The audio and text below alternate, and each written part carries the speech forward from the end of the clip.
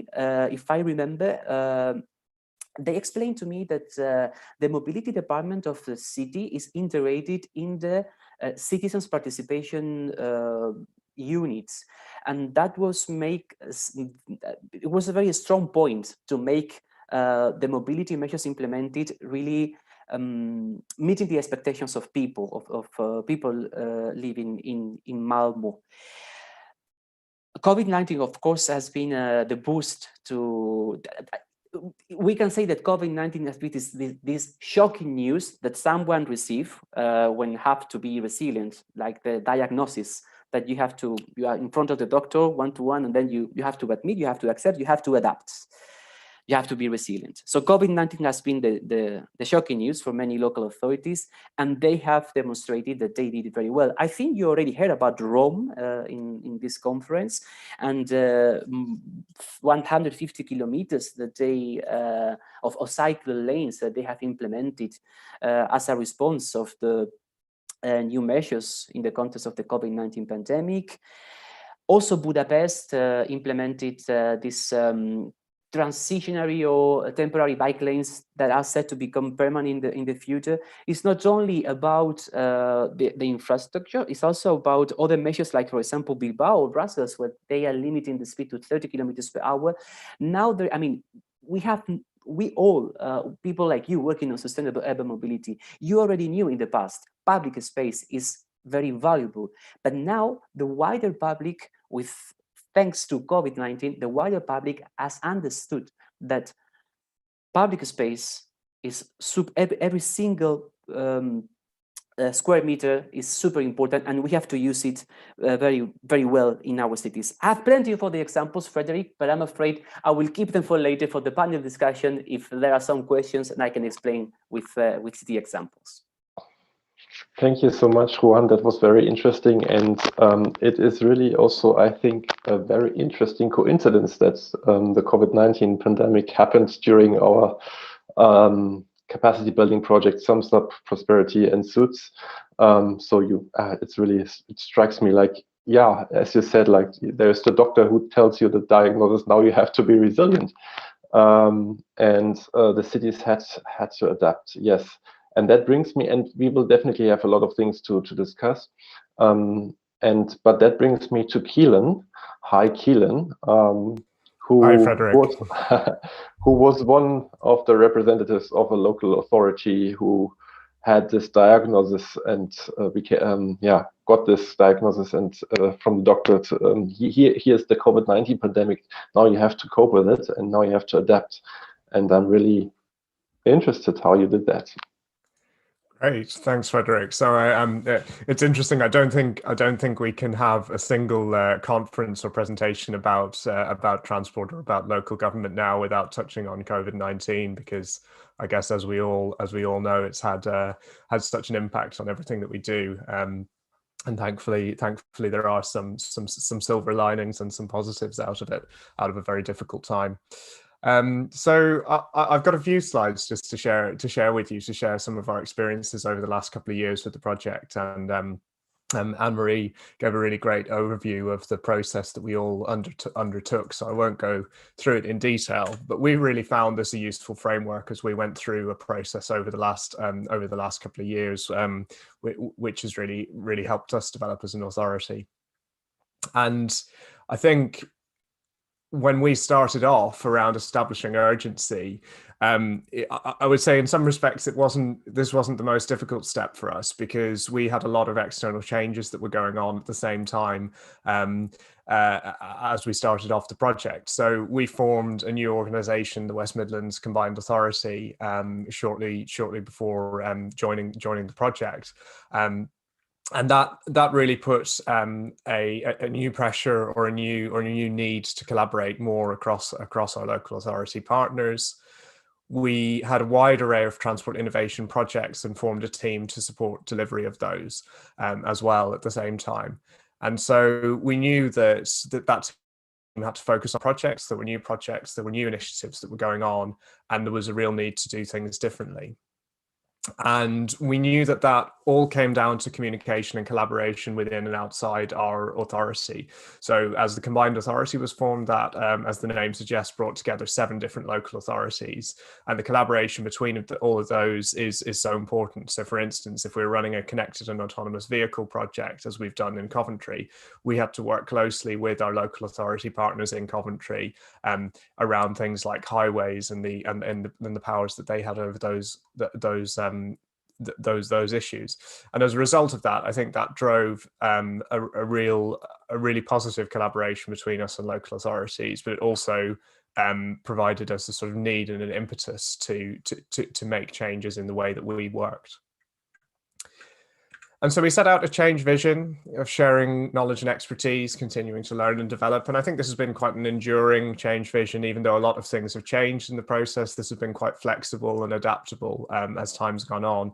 It reflected that real emphasis on sharing knowledge and collaboration, but also reflects that things are constantly changing. And this is very much an ongoing process. And sometimes when we talk about change in local authorities now, it's almost like it's not just about a one-off change anymore. It's about adapting to something where change is constant, where there's always change happening. And this supported a number of the challenges that sort of the Suits project had identified as well, as I said, quite flexible. And a lot of our story from that point forward really is about scaling and making things bigger. And so it's a bit like scaling a mountain or a rock face here, getting bigger from an innovation team to begin with. So we had to develop this team, as I said, to tackle some of these really challenging projects that we'd taken on. A wider directorate, which was doing all sorts of things around data, policy, and now other things as well, like transport planning and taking our ticketing function on. And then there's a wider organization, and then there's this wider collaboration that we bring with. And I think it's really important to think about that scaling, because for me, when we look at any change, the bigger it gets, the more chance that some of it's going to stick when some people move on to another organization, or when you're in a meeting and suddenly it's not just somebody from your own organization that's asking for something to be done differently, but it's your partners and your stakeholders that are saying, actually, we could do this way as well. So that was a lot of our story. And we found that project-based collaboration was one of the most important things for us along the way. So when you're dealing with, and Anne-Marie will definitely identify with this, when you're dealing with people sometimes in a local authority or in a transport sector, it's quite difficult to get people to come to the table and talk about organizational change and some of these sort of ideas that they're not used to talking about. But when you bring people together to talk about a project, or whether that's some of the rest of the capacity building program, that's a real avenue in to start talking about some of those things. So when you talk about something that's about transport to begin with, you can use that to bring things together. And I just wanted to touch on a couple of examples there that have had real lasting impact for us. So collaborating between our innovation and policy teams on something like taxi ride sharing. So this is something where there's a significant innovation, a significant technology, new technologies that can be used. But there's really significant policy implications as well around all sorts of things like accessibility, like the impact on the wider transport network, like the sort of increase in potential vehicle miles traveled, etc. And so bringing that together was really important, but the effect of that, the important thing is looking further on at that lasting impact. You can start with a project and put a couple of people together and work on something like that together. But now we're at a point where we're able to procure that ride-sharing service for our region and launch it within the next month, and we're really proud of that. And similarly, on a bigger scale, what we've done with bringing together teams between our innovation area, our ticketing area, with a whole load of external partners, has been being able to sort of bring us forward to being able to have the procurement for a mobility as a service app, which we had a webinar for just a couple of days ago. And my favorite COVID example that I'll use and to talk through our experiences here was the use of Microsoft Teams in the organization. And again, we started off using this in about May 2019 as a way of sharing knowledge, sharing a few news articles around the organization. And you'll notice on the left-hand side, if you look very carefully, you can see it's mostly me on there. It's mostly me posting things. But by the time we get to just a year later, we've got a really active community there among people. And the reason is because the sense of urgency was there. So there suddenly with something like COVID-19, people had to work and collaborate from home. They had to use these new tools, and we had to find a way of making that work. So for us, this is a real example of that scaling, because we start off with a small group of committed people on something like the innovation team, trying to try out new tools. And we established that, we test these things out. But then we got to a point where very quickly we had to roll out. For us, the sense of urgency came for the sorts of projects that we delivered. For other people in the wider organization, COVID-19 brought that sense of urgency, but we'd paved the way, we'd done the work in advance, which meant that we were able to roll things up pretty quickly. And, it's an interesting one. Microsoft Teams probably doesn't seem that significant now. It's become a part of everybody's lives, or whatever tools people are using. It's not so much about the tool, but the process of going through that and introducing that has allowed us to do something that builds up that capacity and gives people the tools they need to be able to do that job. But tools aren't everything. Organizational structures are really important too, and so embedding that team and embedding the change in the way of working into what we might call the bureaucracy of the organization has been important to us too. And so we've introduced things like quarterly sessions with our whole directorate to collaborate together, weekly stand-up sessions where we find out more about what's going on in different teams. And sharing and embedding innovation in organizational processes. So making sure we're represented on all major boards, raising the profile of what's going on, etc. And I suppose my later reflections now as we come towards the end of this stage of the change process is, as I touched on earlier, the collaboration between different teams can be project-based. And that's a really valuable way of bringing people together to work on a common issue. But capability and capacity in the organizations has to endure beyond just an individual project. So it's not enough for any local authority, or I think any organization, simply to commit to a project which is delivered over a couple of years and then move on to something else. Because without building up that capacity of teams along the way, you won't really be able to tackle whatever the next challenge is that comes along. And so for us, I think an important thing has always been around developing those teams as teams, not just as project teams, but as ongoing teams that can continue to develop over time. Organizational structures can help with that. So embedding things in a structure that facilitates those teams developing and growing over time is good. But in some respects, in some areas, developing organizational capacity, and we especially see this in relation to digital skills, is really challenging. So within the local government sector, within some of those skill sets, we're looking at a competition with a whole range of different sectors, and making that change and establishing it is really difficult. But starting small, starting with a project, starting with something that's concrete that people can come together on, is for us a really good place to begin. And we have been able to leverage those projects and those activities to develop those teams, to build up that capacity and capability. And hopefully that makes us more resilient for whatever the next challenges that we bring. And I hope it's not as challenging for us as COVID-19, but I know we've got a climate emergency, we've got a net zero target for 2041, the years are ticking down, and we need all the help we can get. Thank you so much, Keelan. That was very interesting, and I can only say yes, that this is indeed what we should talk about also after in the panel after the four presentations. Like, I mean, the pandemic cannot last forever, but there will be further challenges ahead. So thanks for your examples. Also, the COVID-19 example, very interesting, and that brings me to Sunil Bordeaux. Hi, Sunil. Thanks so much for joining. Sunil is works with is Transport Innovation Manager with Coventry City Council, and he is a very experienced expert in many transport fields.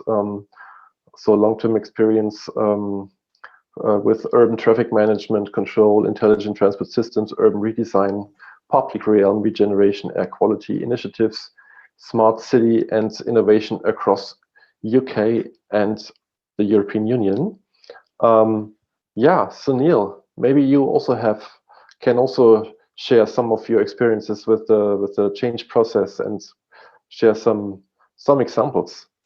Absolutely. I hope you can see my screen at the Yes, moment. we can. Yeah, you can. Brilliant. No, thank you for that, Frederick, and thank you to Keelan and Anne-Marie, who's done a fantastic job and it's going to make my life a lot easier to try and explain where we are.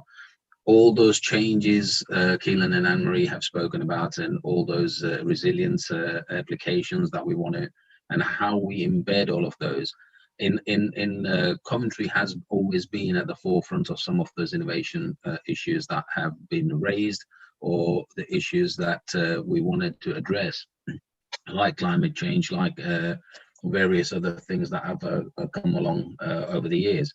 Forming that innovation team and Sunil, one thing, can I interrupt you? It's just the sound. Your sound is not the best, so to say. Is there any possibility to improve, to whatever, change the position of the microphone or something? I mean, if it's not possible, we can still listen to you and hear you, but yeah, just in case. Can you hear me now? That's better. That's okay. better. Yeah. I'll speak up. I think it's just the microphone on the laptop. But yeah, so how did we sort of embed these changes that were required over the time that we wanted to through the project? The project was very useful for us to embed some of those changes that we wanted to do. It's always very good to have something in practice. Our aims in Coventry was to be ready for the City of Culture for 2021, which we are in this year, slightly 3 months delayed. The Commonwealth Games are coming in 2022. And most of all, a city of innovation. From ribbons, sewing machines, bikes, motorbikes. We have a very, very long established city that is very, very keen on getting those innovations. The Suits project has helped us to introduce some of these, because when you're looking at innovation, these are things that are new. This is where you would require those changes to take place, but those changes can come out from organizational change. You need the politicians on board, you need your heads of services on board. How do they come on board? And through these slides, I'll try and explain to you how we managed to use the Suits projects and the experience that we gained out of those, and to work with the city partners involved in these. So, by visiting some of the cities through the project, we understood that the European cities were very good at having infrastructures on the street where it was more pedestrian friendly, it was more accessible, less traffic lights, so more pedestrianized areas, less subways. So we took those challenges on board, and these are the sort of changes we made within the city in preparation for our city to become a little bit more inclusive. And as we go along, I'll show you some of the video clips that those changes have made. But practical changes always brings on those the resistance is less when you can show something which works. So when we want the politicians on board, we look at how, we suggest, as Keelan said, we have that engagement, we bring them on board, but give them a proper example of what the benefits would be. When you're looking at the right side of the screen, this is where the two major changes have been, where you've got a traffic signal control junction, allowing people to take that away and then move freely, no signalized crossings, taking away an area which is full of taxis and buses, and creating a space which is less polluting, where people can congregate. This is just an example, hopefully, to see how the interaction works between the vehicles and the pedestrians at an uncontrolled junction. And so hopefully you can see this, and I'll let it run through for a second or two. To watch out for the interaction between vehicles, pedestrians, and all movements within that junction, where there is no delay, there is no time lag, and people are able to just use the junction without any delays, which helps reduce congestions, emissions, and improve the environment. The pleasant environment to walk around. On the back of that, we were able to bid for another project because the politicians and the people who make those organizational changes saw the benefits of it. So we were able to bid for, as Keelan said, that you're connected and autonomous vehicles. These are the things that are in future. We have a roadmap in Coventry, and we want to make sure that, you know, we future-proof our cities. We make our cities a little bit more smarter. We created a test bed of around 41 kilometers where we were testing connected vehicles, autonomous vehicles driving around. What changes do we need to make sure that we are allowing those technologies to be developed? With that knowledge, we were able to share that with our partners, European partners within this project. All that knowledge that was gained, sharing becomes a lot more easier for those who are just literally venturing into those new areas. So if someone's already done that work, it will help them to understand where we are with this. With that test bed, this is the clip of the autonomous vehicles driving around.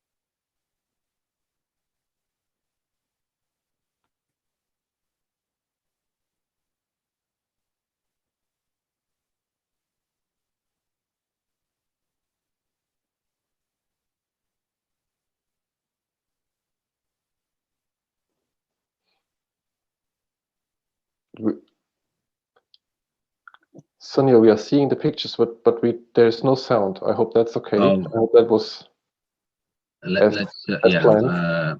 We're struggling with sounds. Sorry, that was just to demonstrate what future-proof cities would look like with autonomous vehicles driving around the city. What infrastructure changes you'd have to make to allow for those, to bring those. If I'm running out of time, just give them a shout, Frederick. Again, you know, where we wanted to be with is to make sure that our transport network is connected and it is future-proofed. We're making sure we're working on a system using battery-powered autonomous light vehicles, cheaper connected operating alternatives, and a very light rail project that's currently working on. So where the infrastructure is going to be less demanding than. Θα χρειαστεί 5x16, ναι. Sorry, someone's got the mic open. Yeah, I think it was. Όταν έχει μία είσοδο για να δώσει σε δύο σημεία. Please mute yourself. Yes, thank you. Sunil, go ahead. Yeah, so you know, what we've tried to do within part of the Suisse project is to try and support other partners. You know, we've set as an example where Coventry has become a living lab, established a heritage of pioneer autonomous industry. The automobile industry is very, very active in Coventry and part of the West Midlands. Well, none of this is sort of achievable without some key partners, as you can see in this slide. That, you know, we've got the academia partners that we're linking in, because that's where that knowledge and that experience comes in. So when we talk about organizational change, or when we talk about changes that we need to make, we need to make changes across the board with our academia partners as well. The future, as we were talking about, what should our future look like? You know, this is the vision, that we should have a fully connected and a fully a city which is more interactive as the time changes in COVID situations. As we said, the two previous presenters, Keelan has said that, you know, things have changed. We, you know, public transport was the mode that we wanted to use all the time. We encourage people to go onto the public transport. Then all of a sudden we've said, don't use public transport. What's the alternative? Micro mobility. We've always looked, when we're looking at cities, we talk about tracks or we talk about tarmac, you know, asphalt. We've never looked at linking freight. You know, part of the project did allow us to go to seaports and understand how we can improve that. This little image here, whoops, let me just go back. On the top left-hand corner is one of the other projects that we're working on. Up until now, we've never looked at freight or flight, you know, airspace.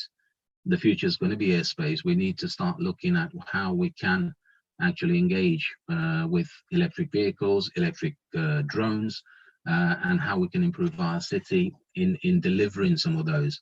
This particular project we're about to engage in is the urban airport. It's an airport that's going to be within the city environment, where you'll be able to deliver parcels, a taxi service and things like that. So when we look at that vision and to bring people to get that organizational change is where we try and do that. Hopefully that's given an insight as to how the project has helped us to try and embed some of those organizational change and get those resilience built in. So thank you for your time. Thank you, Frederick.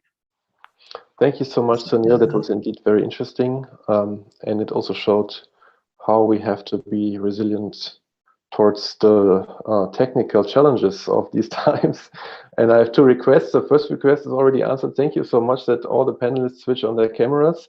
The second request is please ask questions. It's now really, we have roughly half an hour of discussion now, and we can use this time as we are here in the virtual room. Everybody can jump in from all over Europe and into the discussion. My first question goes to Anne-Marie. Anne-Marie, you have introduced this concept, and you have told us what you should avoid and what you also should consider in a change process.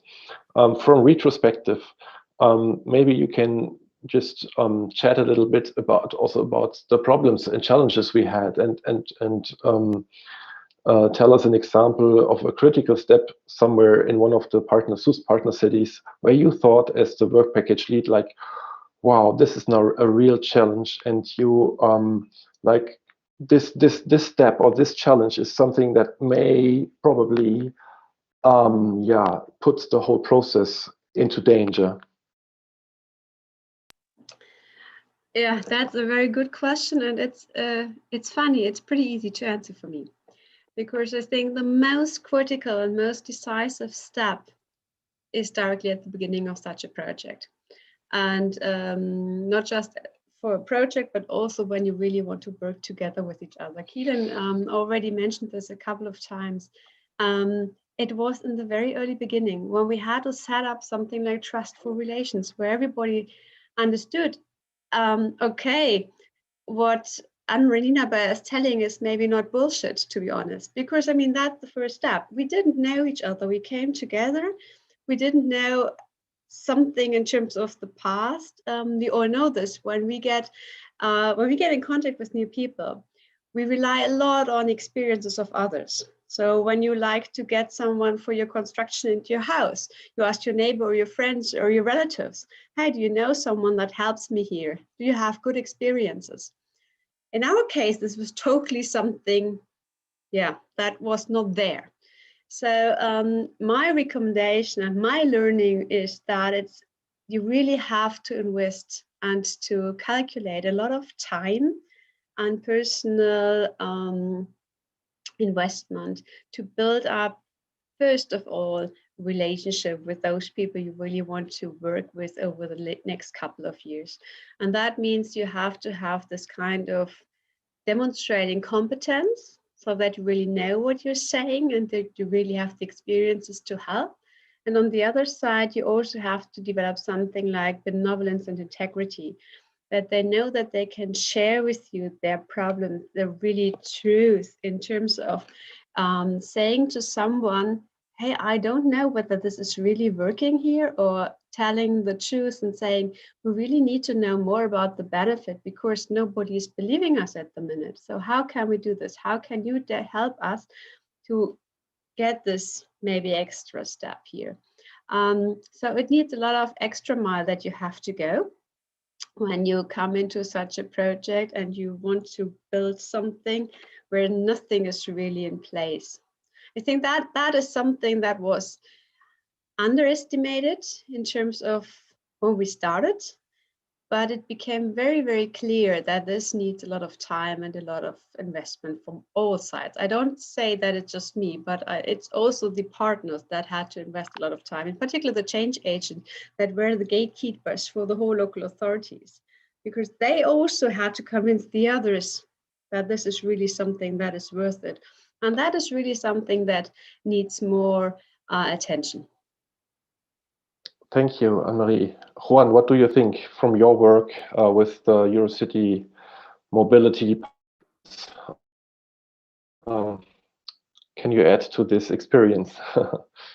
Yes, indeed, Marie already mentioned many of the key ingredients for change. I also saw one question from someone from the audience asking if change is really needed, it is really necessary. That's a very good question, and Marie also replied in one of the slides saying, what if we don't make a change? And I would like to add here, again, trying to add the human component. And replying to the question that I asked first, if resilience is possible on a collective level, I would say yes, but the question is how. And I recently read pieces of news from a small municipality in Romania insisting in the concept of empathy. So resilience is possible at collective level if all the members of this collectivity have a minimum of empathy, or they also believe in this. And for me, again, comparing with the example that I gave before about the individual process of resilience, one of the first things you have to deal with is with fears. You have to deal with, we haven't mentioned it this morning, the fears from people to change, and also fears from the organization, or from the people running the organization itself, the local authority in this case. So we have to tackle those fears. We have to be honest in the analysis and trying to tackle these fears. It doesn't matter actually if it's to implement mobility, new mobility transport solutions, or any other thing. I mean, the process is exactly the same. So this is something that we also learn from Eurocities. And this is the added value of working in a network where of course, I work in the mobility department. Most of my day, I'm busy with mobility projects, specifically with European Mobility Week and awareness raising. So being close to people, talking in a language that is not that technical. But you cannot ignore the other aspects of your life, the other aspects of city environment or city organization, because at the end of the day, the purpose for a local authority is the same, is to improve the quality of life of people living in their city. It doesn't matter if it's through mobility projects or through cultural projects or environment. Yes, thank you. Thank you so much, Juan. I mean, this is now the questions and answers session and the discussion session. So everybody, please feel encouraged to ask questions. We have the questions and answers section here, and I think we can also unmute you. So just in case you want to raise your hand, you can do this. Sunil, I start with you, and then I hand over, go to you, Keelan. Sunil, you touched upon those measures you have been implementing in Coventry, like the autonomous vehicles. I was interested, like, I mean, this change process in Coventry, did it also affect like policies? Me as a let's say, mobility researcher, I am very curious about for example, about the carrots and sticks approach, like the carrotism, because sometimes you say carrotism is like measures that support traffic flow measures that support, whatever, autonomous vehicles. These are important measures. But is there also like, did the change process in Coventry also lead to, let's say, some restrictive measures? Those where you would say this is something that was also decisive to curb climate change, decisive to reduce the vehicle miles traveled, those kinds of things. Do you have an example about that? No, it's a good question, Valerie, because when we talk about organizational change, it doesn't end at organizational change. When you're talking about new innovation, new technology coming into your network, that in effect will have an impact on changing legislations. So you're talking about central government changes, you're talking about something that has to change for the autonomous vehicles to operate. So for example, when we were testing out the autonomous vehicles, they were tested at level 4, which has a safety driver, as you saw in the clip. Now, when we're talking about full autonomy, which will be at level 5, you need to change the infrastructure. Part of some of the work which is carried out by Keelan's team at Transport for West Midlands is to change that infrastructure. Now, when you're changing the infrastructure, you have to change the legislations with that. That's where the central government comes in. So we will then look at working with those partners to say, right, what is it that we need to change? Because it is new, it's innovation, something which is new, you don't know what we need to change. So part of the projects that we work on will embed those changes. It will give the guidance. Like currently we are trialing out the e-scooters. In Europe, e-scooters are commonly used by most cities. In UK, we want to use e-scooters as an alternative mode of transport through COVID, because that's what the encouragement from the government is. So don't use public transport, but to use e-scooters at a safe way, you need to change those legislations, like the traffic regulation orders have to be changed. Now, how do we do that? If we don't have the experience, or if we don't have that knowledge, we have to trial it. Then bring those people who make those decisions on board. But till they have not seen the practical elements or the pitfalls or the benefits, they're not able to make those informed decisions. And this is where the cities and the city partners, I remember as part of this project, some of the innovation stuff we were doing in Valencia, as Angel said, that, sharing our experience, we went through the pain. The city partners then are saved those pains, because we've taken that initiative, we've done the trials, and we share that knowledge. So when sharing that knowledge becomes part and parcel of your implementation, it makes life easier for people to follow through. And then you can build on that. So, you've got the base, and then you start building on other changes that you need to do.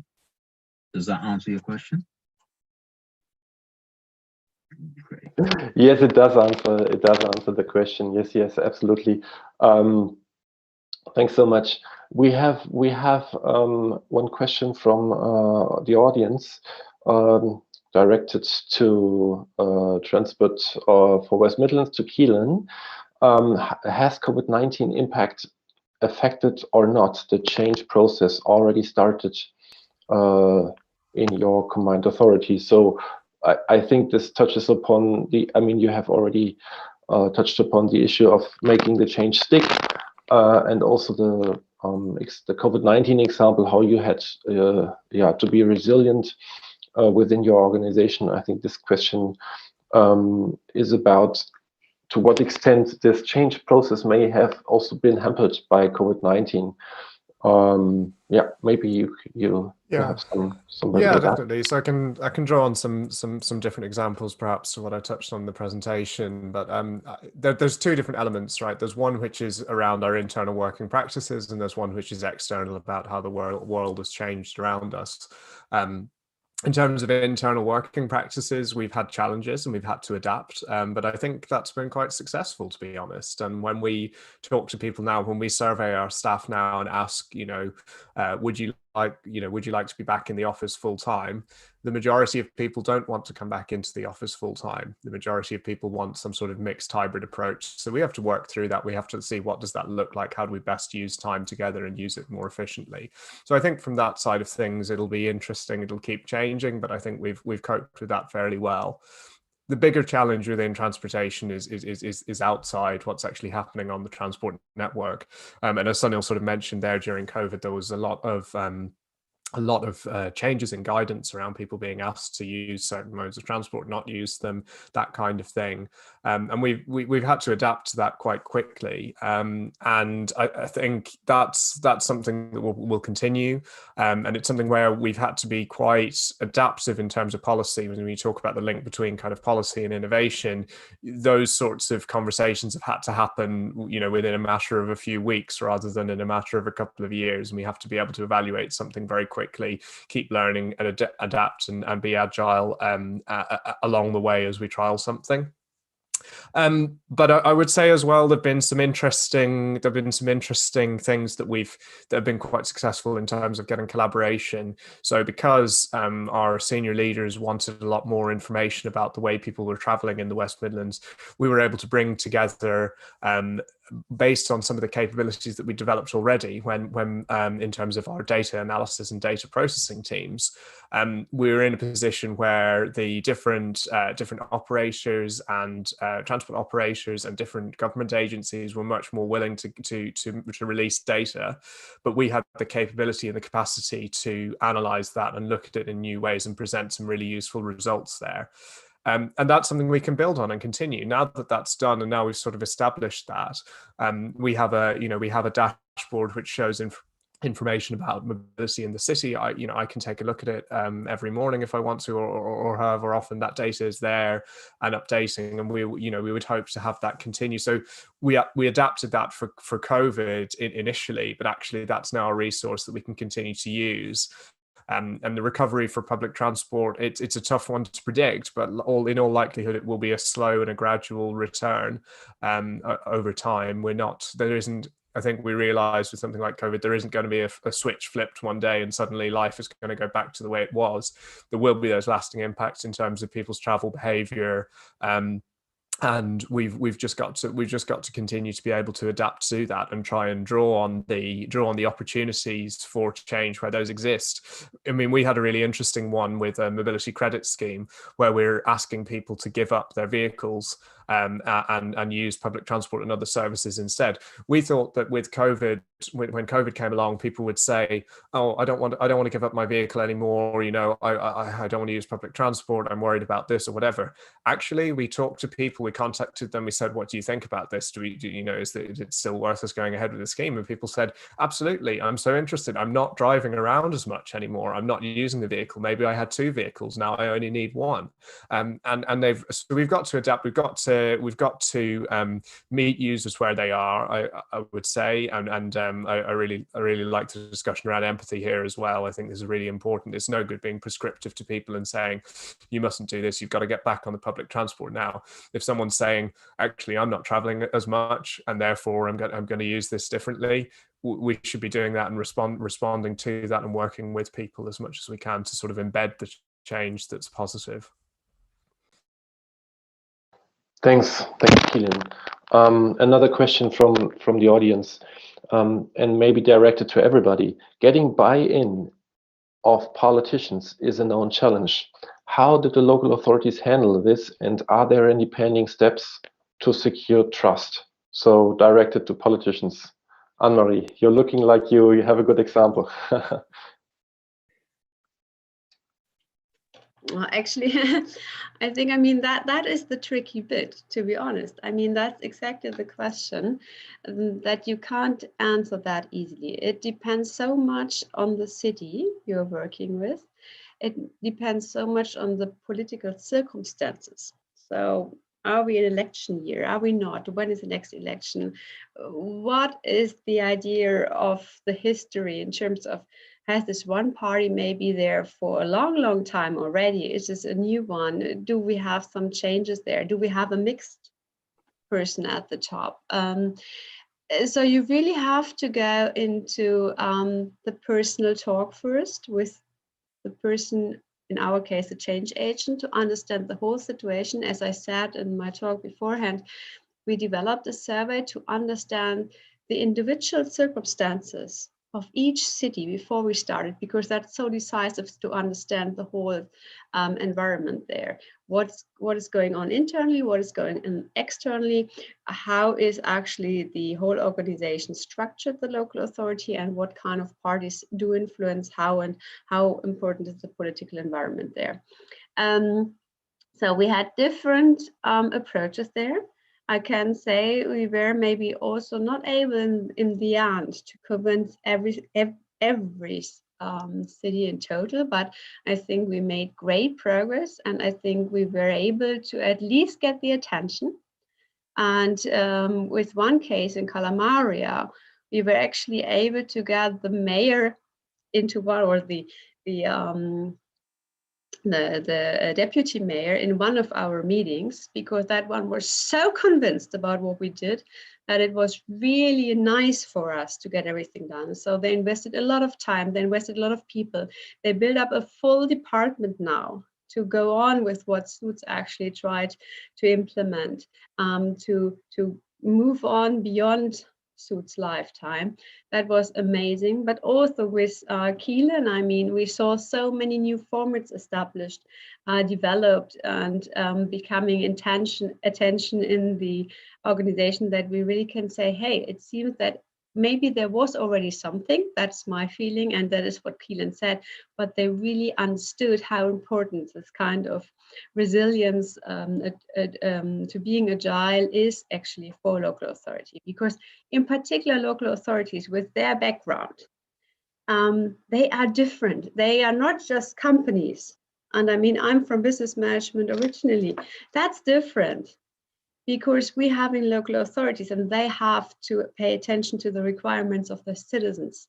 They have the political side involved, and that makes change so much more complex, so much more difficult, and needs so much attention.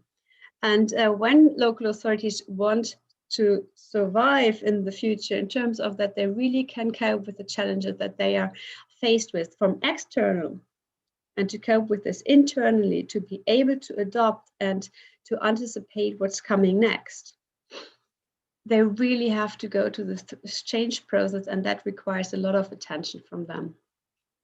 But I think Sunil and Keelan can add there a lot in terms of the buy-in and how important and difficult it is. It is, and you're right, Anne-Marie, you know, you've covered it quite well. But the key situation about bringing politicians on board, as we found while we were working on these innovation projects, as I said in my presentation, as long as the politician understands what that project is, you've got, it's the officer's responsibility to convince them that what you're doing is actually going to benefit the city. It's going to create jobs, it's going to improve environment, it's going to make sure that the climate change agenda is met, because that's what their remit is, that's what the local authority remit is, that they have to deliver some key obligations that are led by central government or by Central Europe for everything else. And as long as they can not tick the box, but as long as they can understand that what you're doing is for the benefit of the city, which will create jobs, which will bring in inward investment, because your city is more cleaner. Your city has got, you know, 10,000 electric charge points that will encourage people to buy electric cars. So bringing them on board is the biggest challenge. Once you've got them on board, the rest of the challenges and the changes that you require become very, very easy. As we found in Coventry, that when we had the seminar in Coventry at the Transport Museum, the politician who holds the portfolio for those changes actually did the presentation, and he was so keen in making sure he was promoting Coventry for the right reasons. So it becomes an easy task if they understand what you're trying to deliver, which meets their agenda. Keelan? Yeah, I don't know, or Juan, if you want to come in on this, I could probably give a West Midlands perspective as well. So, Juan, do you have any further comments? Yes, if I may add something on this point on the political support, and of course everything is about political willingness most of the times, but I would like to say, I mean, the contrary is not good either. I mean, it's not good when you have a politician selling a message, but empty of measures and an actual team working in the background. European Mobility Week is actually a very good example. Many mayors are super visible during that week in September because they really see as an opportunity to connect with people. I don't like to use the word citizens. I prefer to say people. Everyone understand. So this is the perfect balance, right? I mean, the visibility, the political support, and also all the measures coming behind. Sunil already mentioned it very well, how to really get on board politicians. But I will also add one thing. It's also important that mobility issues are on the political debates when elections are coming. I mean, it's not because it's super unpopular to a mayor saying, okay, I'm going to remove all the cars from this street. You cannot park anymore. You cannot drive anymore. But it's not that difficult if we are able to explain that we do this for the quality of life. As when Sunil said for the city, I will actually say it's for people, for the people living in the city. So everything is about communication. There is also one point, Frederick. I don't know if I can go back. Kylian mentioned before. I don't know if there are any other questions from the audience, but in the meantime, Kylian mentioned before one of the things we have changed in our minds is the way we work, right? The way we commute, or we don't commute at all. People are more willing to work from home, right? There is also something that has changed or has increased with COVID-19 in people's behavior. And mobility experts, you cannot ignore this because it's super important. And it's the way people are doing the shopping. The on-demand, the online shopping is super important because when we talk about mobility, it's not only about people moving, but also goods moving. And in this context, some cities like, I will give again some examples. I also like to illustrate my arguments with examples because they are the protagonists, the cities. So like Bremen, Mechelen, Groningen, they are working together now in a project with other cities, and other cities are also called to join this project called ULADS. It's basically on urban on-demand services and so on. I don't know if you heard about it. And it's super interesting to discuss the potential of cargo bikes and delivery hubs. Because one of the challenges we have to cope with is also the increase on-demand online shopping, or the new way of buying, right? It's not only about, the challenges are not only the big challenges that climate change, of course it is, or a big virus, but most of the times, the most dangerous things is not an invisible virus, it's ourselves, it's our behavior. Now, just picking that point up, and it very well made, but this is why I said that whatever we initiate now, as you quite rightly said, that all of a sudden our behavior, citizens' behaviors, people's behaviors changed. They are more inclined to buy stuff online and have it delivered. When you sit at home, you'll see it outside your window. You'll have probably 10 to 15 delivery vehicles which never arrived in your street before. How do we tackle that? And this is why I say that, you know, part of our remit, are we now looking at drone delivery? But how do we deliver that when we haven't got infrastructure? So now the project that I'm working on is to create that infrastructure, have an urban airport, which allows for those couriers to bring their goods into a central point, then to be distributed by drones, you know, passenger carrying drones, taxis that are able to carry passengers and cargo. There could be emergency services, medical supplies that could be delivered by drones. So you're reducing that. So all of a sudden, up until now, the city planners and the city transport people were always talking about asphalt and tires and tracks. Now we have to start thinking about air, because that's where it's less pollutant. The airs are fairly clear. They haven't got tarmac, they haven't got asphalt. So, you know, that's where the development comes in. But to get that change and to get the politicians on board that this is something new is the challenge. But this project helps because you've got that foundation now. to try and get that engagement. There's a question in the thing, I think, Frederick. Sorry. Yeah, the problem is I really have to regret as a moderator to announce that our session is almost over. We have only 1 minute left, and the hammer falls in these virtual sessions very punctual. But we can let's just take this question. No, it's not only a comment. It's just saying thank you so much for your presentations and for, and for your comments. And it's a great approach that you did in Suits. Maybe one final thing, Keelan, before we wrap up the session. I mean, we have talked about resilience, and I mean, what as the COVID-19 pandemic, I mean, in UK you are very advanced with the vaccination, so maybe you will soon. I mean, you already mentioned it. Maybe it's not so easy, but anyhow, is there other things you're already discussing internally in the West Midlands, Transport for West Midlands, that you have to prepare for the future? I mean, climate change adaptation, maybe also some particular things you're already discussing to be resilient. I mean, in terms of big goals, it has to be climate change. We know we've got to reduce the number of miles that are traveled on the roads. Air quality is a huge concern, and that we have to address.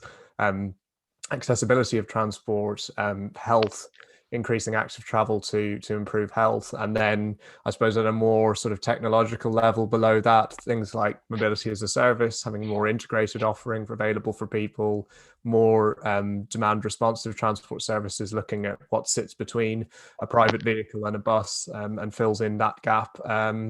And also how we support a transport network that's financially sustainable over time as a more of a strategic priority. So there's lots going on and lots to touch. But I would say local authorities are actually quite resilient organizations naturally. They're used to politicians coming and changing. They're used to priorities changing over time and the world around them changing. So I think I have a lot of faith in local authorities' ability to meet the challenges that come up. Thanks, Keelan. That was a great final comment. So we stop here because the next session is already waiting, and so we have a little comfort break. It will start at 11:45, and it will be about tools for the analysis and exploitation of mobility data by small and medium cities. Thank you so much to the 4 speakers. It was a great discussion, and yeah, we stay at the conference and meet again. Speak soon. Thank you, Frederick. Thank you. Thanks, everyone. Thank you. Bye-bye.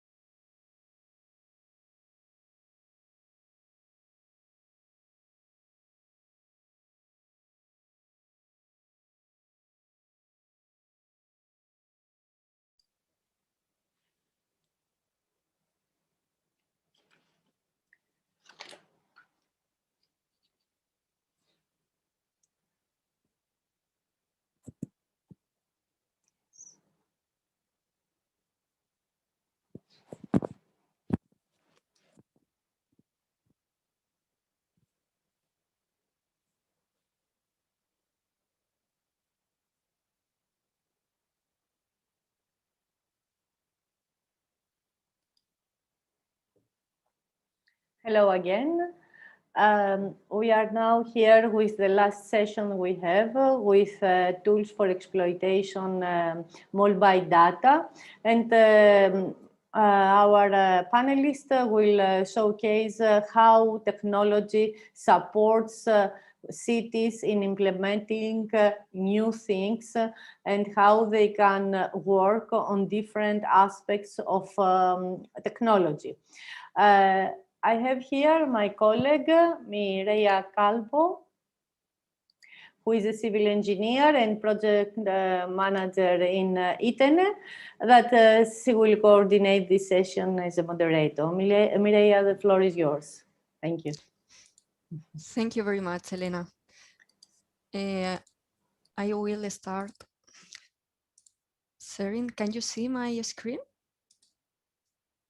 Yes. Perfect. So welcome everyone to this last session of the SUTS Digital Conference. Hope you have enjoyed along these 2 days of this SUTS Digital Conference, where you can found different findings of the SUTS project related organizational change, capacity building program, innovative financing. And now is the turn to tackle an issue that many local authorities face when they want to implement new sustainable urban mobility measures, that is data collection and exploitation. So this session is called Tools for the Analysis and Exploitation of Mobility Data by Small Medium Cities. And we will see how the opportunities that the transport exploitation can give to the local authorities. We will see innovative measures for transport data collection and methodologies to analyze this data. And also we will learn about a tool that is able to process big data in a quicker way. And finally, we will listen the experience of a local authority that have used these innovative tools developed in SUTS project, and they have implemented new sustainable urban mobility measures, integrated passenger and freight transport data. So now is the time to introduce our panelists. We have a multi-diverse expert of panels, from the researchers from academia, from industries, tech companies, and municipalities. Our first panelist will be Miriam Pirra. She is researcher and assistant professor in the Politecnico di Torino. Our second panelist is Fotis Liotopoulos. He is founder and general manager of the company Boeing. The third panelist will be Saba Matrahasi. He is cloud engineer of the Big Data and Artificial Intelligence at Huawei Technologies, Hungary. Our fourth panelist will be Ioannis Krinos, a senior consultant in Kalamaria municipality. Later, before its presentation, we will know more about them. And now I am Mireia Calvo, as Elena introduced me, and I am project manager at Itene. Firstly, we will have a small presentation of each of us, and later we will have a discussion session where you can share with us through the panel your questions, your concerns, and later at the end of the session, we will answer all your questions. Now, before giving the word to our panelists, I will share with you the impact and usability of the data management tools. First, I will go through the challenges that data collection face, the usability of data collection, the impact, and who can get benefit from these tools. In the SUTS project, we have analyzed the cities participating on the project, which are the main issues that the city needs more information regarding transport data. Some of the insights that we found were that it's needed to obtain more information related freight traffic flows, related traffic monitoring, the origin and destination of the vehicles, and related big data analysis. In the SUTS project, our colleagues have developed many tools that we will see in the following during this session. Data they provide, they are related data collection tools that provide the urban traffic data collection. They give us real-time data, but also historical traffic monitoring. They are able to analyze in a quick and easy way big data, and they are also able to differentiate between freight and passenger vehicles, and they give us information about the usability of the transport infrastructure in the city related to parking spots, load and unload parking places, the roads, and so on. So finally, what we try to support with these tools is support local authorities to elaborate sustainable urban mobility measures that integrate the freight and passengers data and support the decision making toward the implementation of sustainable measures by the local authorities. As I said before, with the data collection tools, we provide traffic information and traffic visualization in real-time and historical way, and we are able to simulate new measures that the cities want to implement. For example, if they wish to pedestrianize a street or slow down the speed of a road, they can simulate what will happen with the traffic and then to decide if this measure is well to implement or not. They can also assess the parking spots, for example, the load and unload places. They can know if some places in the city are overused or there are lack of existence in another points, and manage and modify the usage of these parking places. The data collection is also useful in case of street wars or behavior, or if there is a big event in the city, because the traffic can be reorganized in order to avoid congestions and delays to the citizens. And also the assessment of working areas. The working areas are one of the main flows in the cities, the main traffic flows. And in this way, the local authority can assess if in a certain hour is needed more frequency of public transport to go for these working areas, or if it is needed any other infrastructure there. Which is the impact of the traffic and transport data collection? So we get the traffic profiles in the city. We know what are the frequent delivery points. We know the popular routes, and we also know the main flows in the city. With this information, we can develop sustainable urban mobility and sustainable urban logistics plans that provide an improvement in the urban accessibility in the city and also optimize the distribution of goods. What that means is that we get a reduction of the travel time, reduction of the pollutant emissions and the energy consumption, increasing the quality of life of the citizens. Who can get benefit from the data collection? Of course, local authorities, as we have seen along these slides, they can implement sustainable urban mobility measures based on the data obtained, but also other stakeholders circulating in the city, like taxi fleets or sharing services fleet companies. They can know where are the hot points where their users, they get more users, and the taxi fleets can avoid the empty running, organizing themselves to pick up the users, and the sharing services can reorganize the vehicles along the city to provide a better service to their users. The logistic company can get benefit from the sustainable measures that the local authority implement in the city, but they also can trace their vehicles from the origin to destination in the city. The IT company get benefit from the data sets collected during the data collection process, but they can use these data sets in order to develop new tools that support the management of the parking spots or the lines in the city.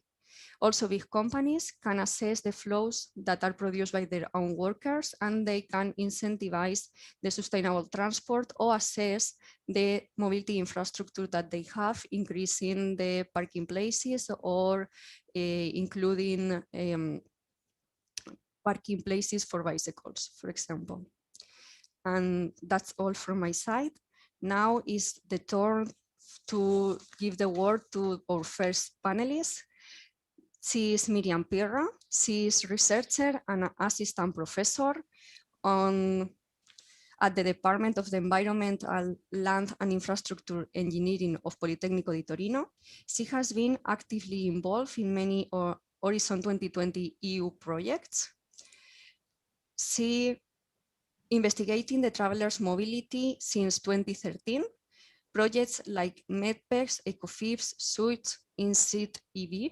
She is the author of more than 20 publications and a book chapter, mainly dealing with the application of data mining and machine learning techniques in mode choice and mobility issues. Miriam, the floor is yours. Okay, thank you very much, Mireia, for kind introduction. Could you wait? Okay, I'm going to share my screen. Okay. I hope now you can see my presentation. Thank you again very much for your kind presentation. I'm very happy here to be here today to show you the main methodology that we as Politecnico di Torino and partner of the Swiss project we have developed while working in these very productive 4 years of the activities.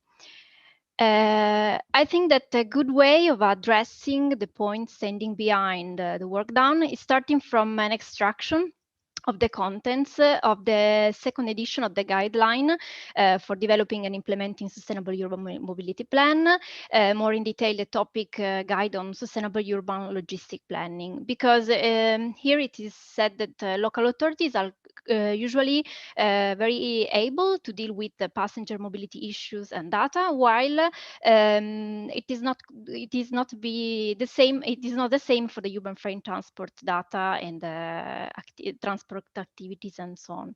And so most of this data is private, and sometimes the local authorities are not able and doesn't know how to deal with them, which data they need, and which method is needed to analyze this kind of data with the aim of supporting a planning process for sustainable city logistics.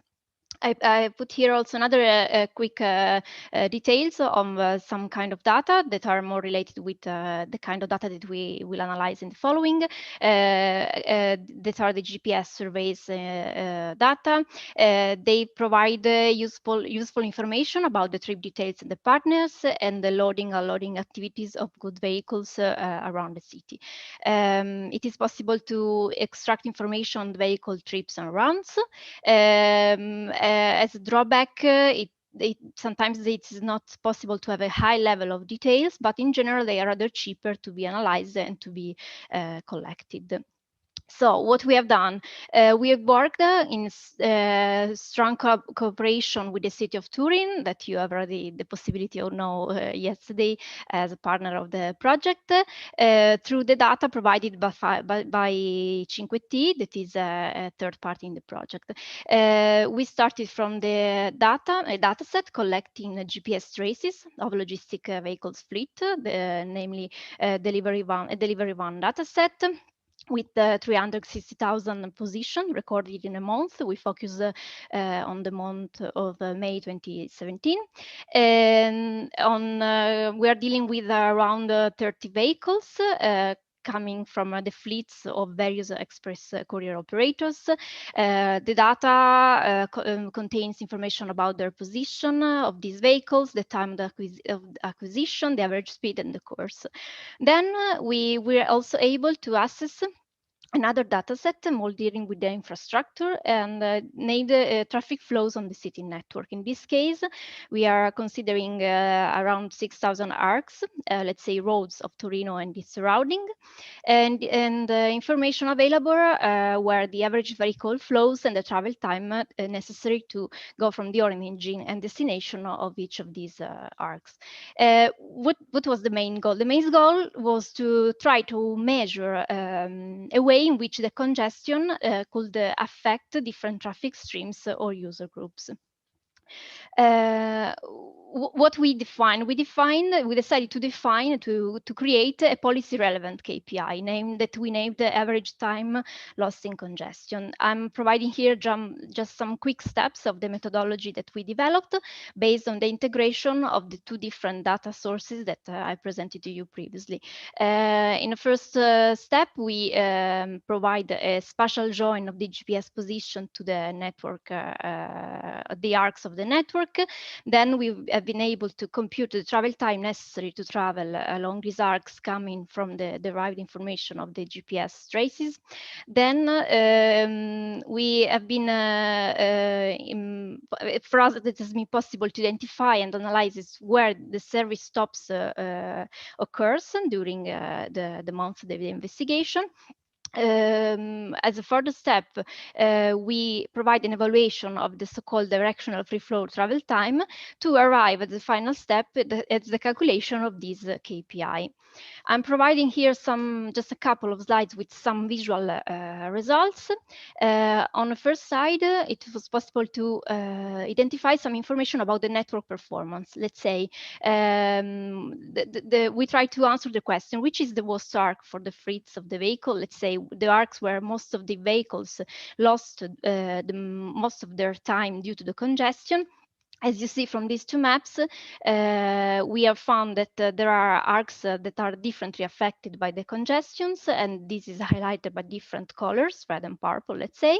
And then it is possible also to focus on different times of the day, looking at what changes during the day. And for example, we see also that obviously in the morning, most of the vehicles are coming to the city center for their deliveries, and during the evening, they are going out while they are finished their work. Another kind of result is the one related on the vehicle, let's say vehicle performance. In this case, the question could be which vehicle is losing most time in the congestion during their delivery operations. And then also in this case, we could see that there are different results. Let's say the vehicles are traveling in different areas of the city according to the deliveries that they have to do. And then also in this case, each vehicle is affected in different way by the congestion in different part of the city. So how can these results and this methodology could be exploited? This innovative data integration method, we think it's rather flexible because it can work also with different kind of data set according to what is available at the city level. And then it could be used to potentially inform a wide range of policy action. We can focus on the most critical arcs for some given travel purposes, in this case, parcel services, but it could be also, for example, commuting. We can investigate which are the most congested areas according to different kinds of user groups. And if, for example, if we have accessibility and availability of data coming from the public transport network, also the most congested line. In general, all these insights could be relevant for different kinds of stakeholders, going from city administration, transport service operation, arriving until specific social groups. Another activities that we have done, always in cooperation with the city of Turin, is tool testing related on the load and load activities in the city centers. We have been able to extract more detailed information about the stops according to their duration, the stops done by the vehicles, always coming from the information collected from the GPS dataset, and then through a clustering algorithm and other indicators that we have found to be rather relevant, we have been able to identify a specific and critical area in the city centers where a lot of these originates during the months of investigation. And then we think it could be relevant to assess the use of already available unload and load parking spots, going on site with a survey for further detailed investigation. The main goal is now to understand the effectiveness and impacts of delivering operation in specific and key areas in the city. These are some examples of the results that could be obtained. It could be possible to investigate which is the duration of these stops events, when these stops events occur in this specific area according to different hour intervals along the day, and then also the number of packages that have been delivered in the different moments, for example, during the week. Just to sum up, what we have done, we have identified and created this policy relevant KPI that we named the average time lost in congestion, to highlight and to see how the congestion can selectively affect different user group and traffic streams. Then the integration of these two different kind of data as rather innovative. It has been a rather innovative approach that helps in understanding the effectiveness and the impacts of delivery operation in specific key areas of the city. So as I told, it could be possible to investigate if the available unload and load parking spots are currently used, and also to understand which action the local authorities should address to ameliorate the urban freight policies in different locations along the city through on-site activity. I will close my presentation with some, let's say, keywords that I think are rather relevant for also maybe for the discussion. Let's say the main word is data, obviously, because we have them, we need them, and we have a lot of them. So one of the point is how to collect this data, who has to collect, and how they are coming from.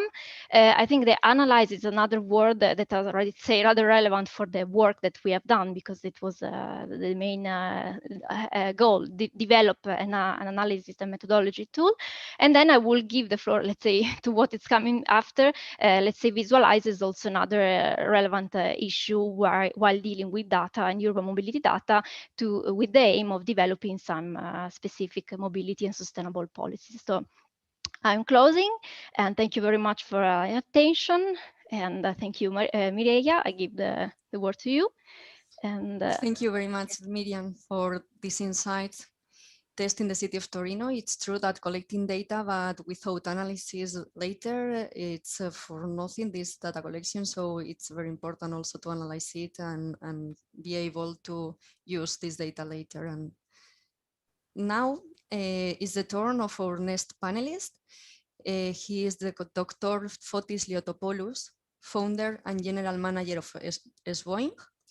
He received his diploma in computer and informatics engineering from the University of Patras, Greece, and his master and PhD from the Comp SC and ECE department of the University of Wisconsin-Madison in United States.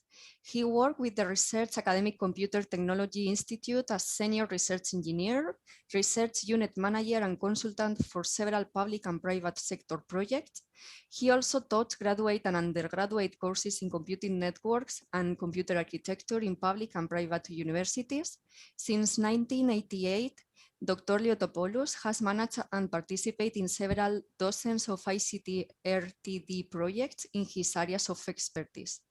Between 2007 and 2010, he served as an elected General Secretary of the Executive Board of the Hellenic Informatics Union. Dr. Liotopoulos is co-author of more than 60 research publications. He has awarded a Best Paper Award, Vilas and Bodosakis Fellowship, and a number of distinctions and awards for research and academic performance. Currently, Dr. Liotopoulos is the founder, main shareholder, and CTO of Esboing.net, an innovative startup SME in the field of ICT and transport, focusing on GNSS navigation, applications, and systems. Fotis, when you wish. Thank you, Mireia, for the lengthy introduction. Now that leaves me 5 minutes more to for my presentation.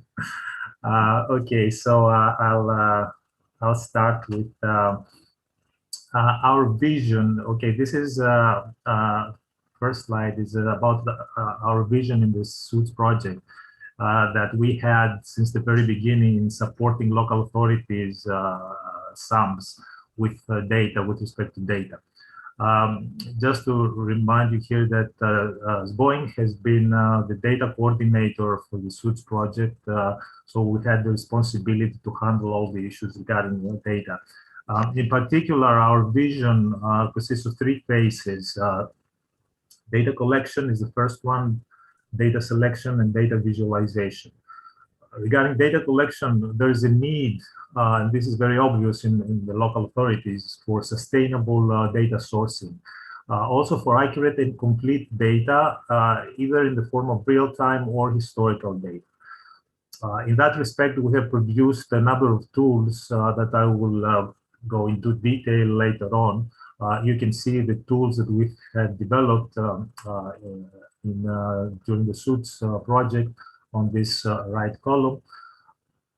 Regarding data selection, we have to be selective about our data searches, especially because there is a big data involved when we talk about traffic data.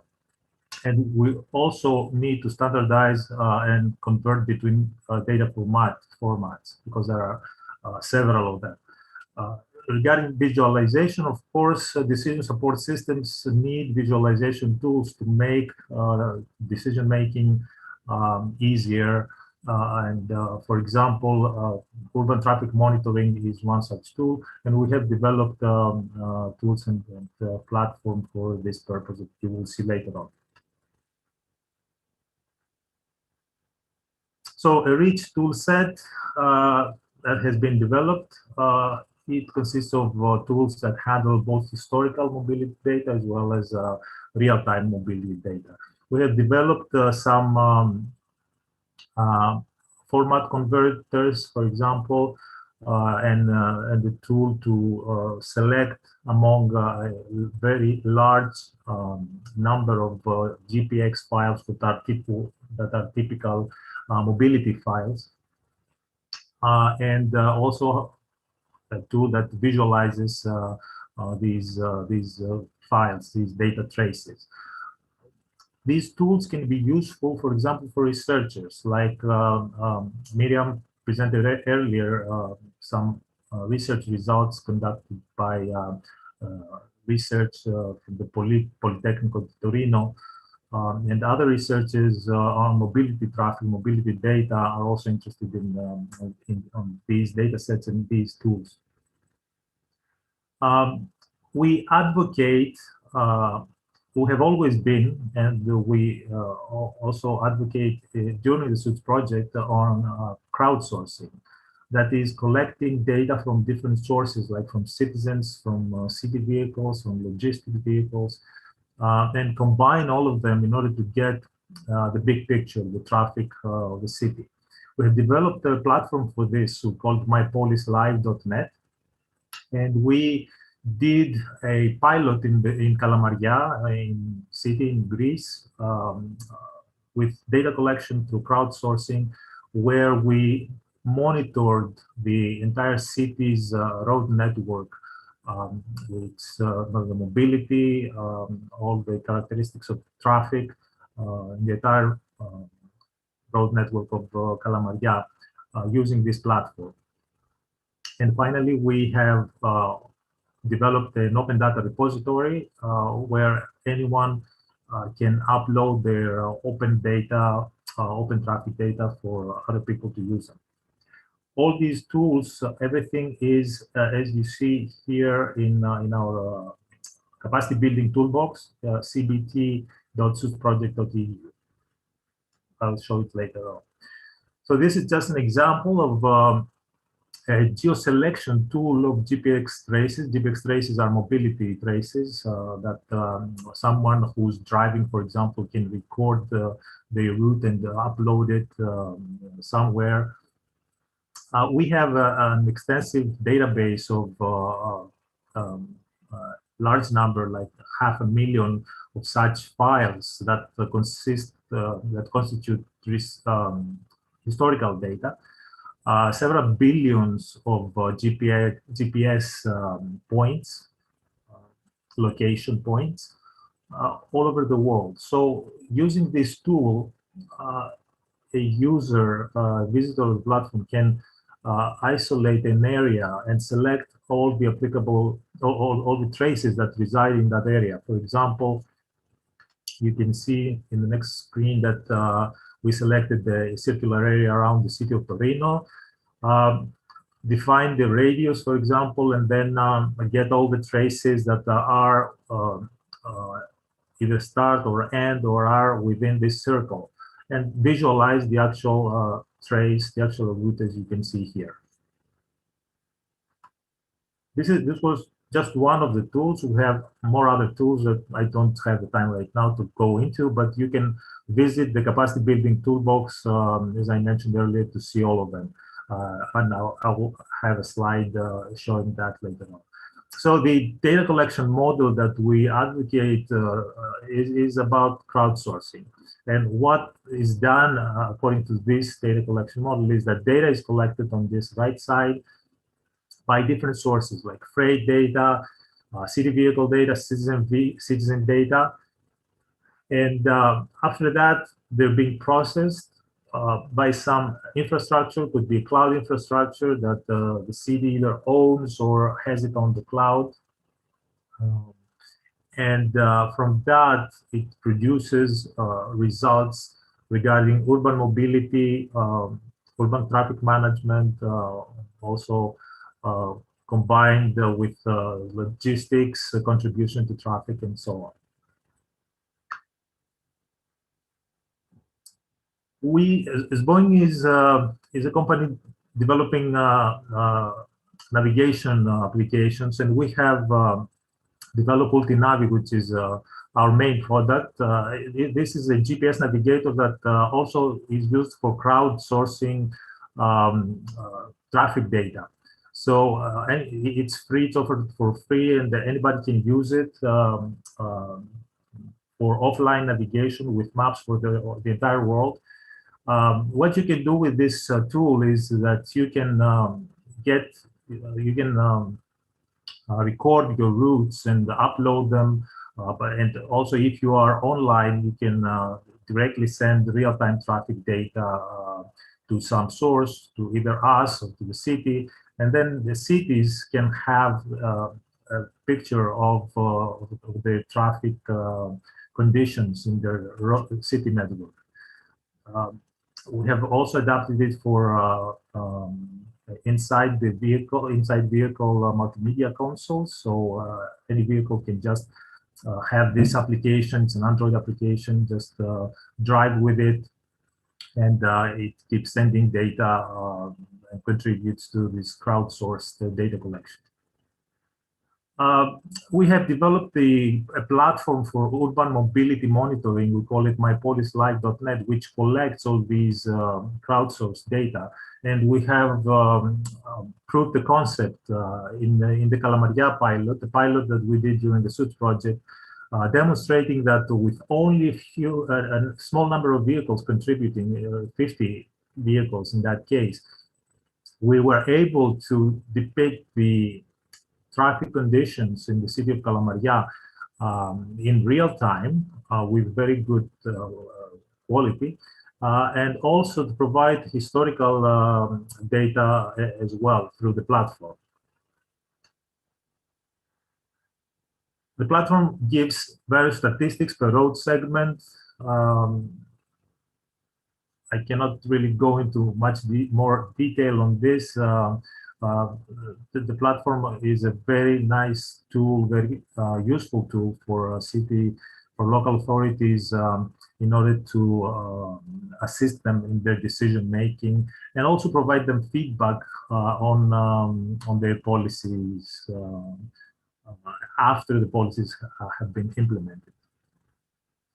In particular, the tool is very useful and has a unique contribution with respect to freight traffic profiling in urban environments, and also to correlate freight traffic with the rest of the traffic of the city.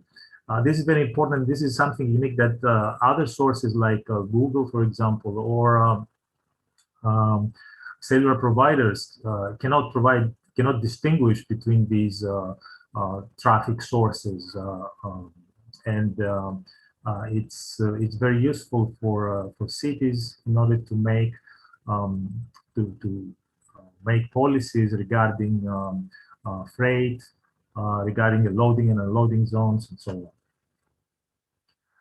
So everything, if you're interested, just visit the single point of entry, which is capacity building toolbox. This was developed by Boeing in the Suits project to put everything, all Suits outcomes in a single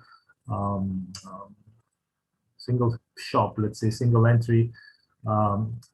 So if you go there, you can see everything, and in particular with respect to data tools, there's a page about all the Suits tools that are available that have been developed during the Suits project and are available for cities, for local authorities.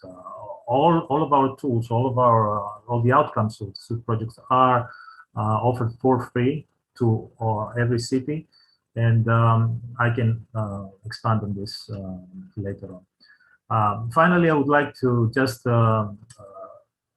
report that we have also developed an open data repository where people can visit and download anything for free without any username, passwords, login access credentials. And they can also contribute their open data in that platform very easily. It takes about 15-20 minutes to upload your data collection. This is how the visitor access looks like. You can select, you can search for your data, you can select and download for free. And this is how your contributor access looks like.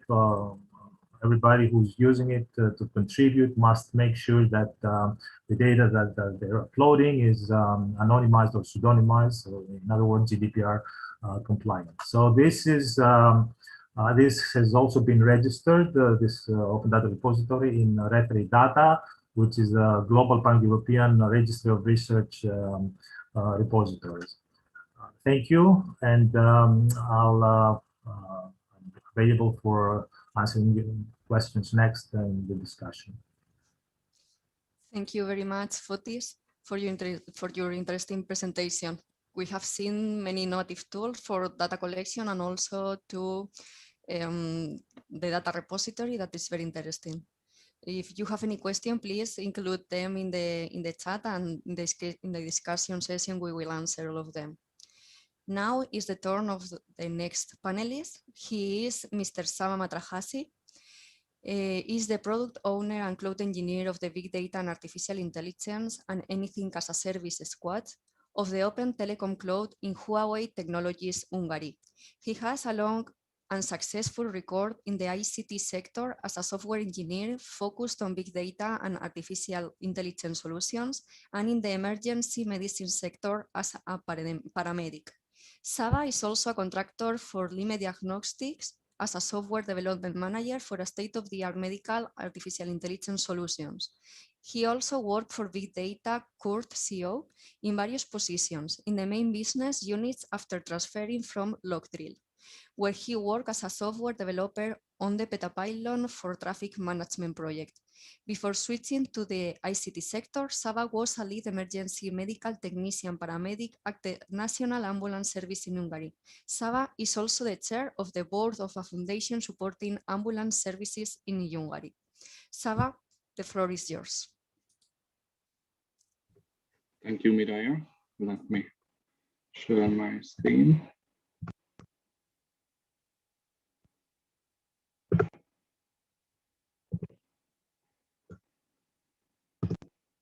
And let's begin.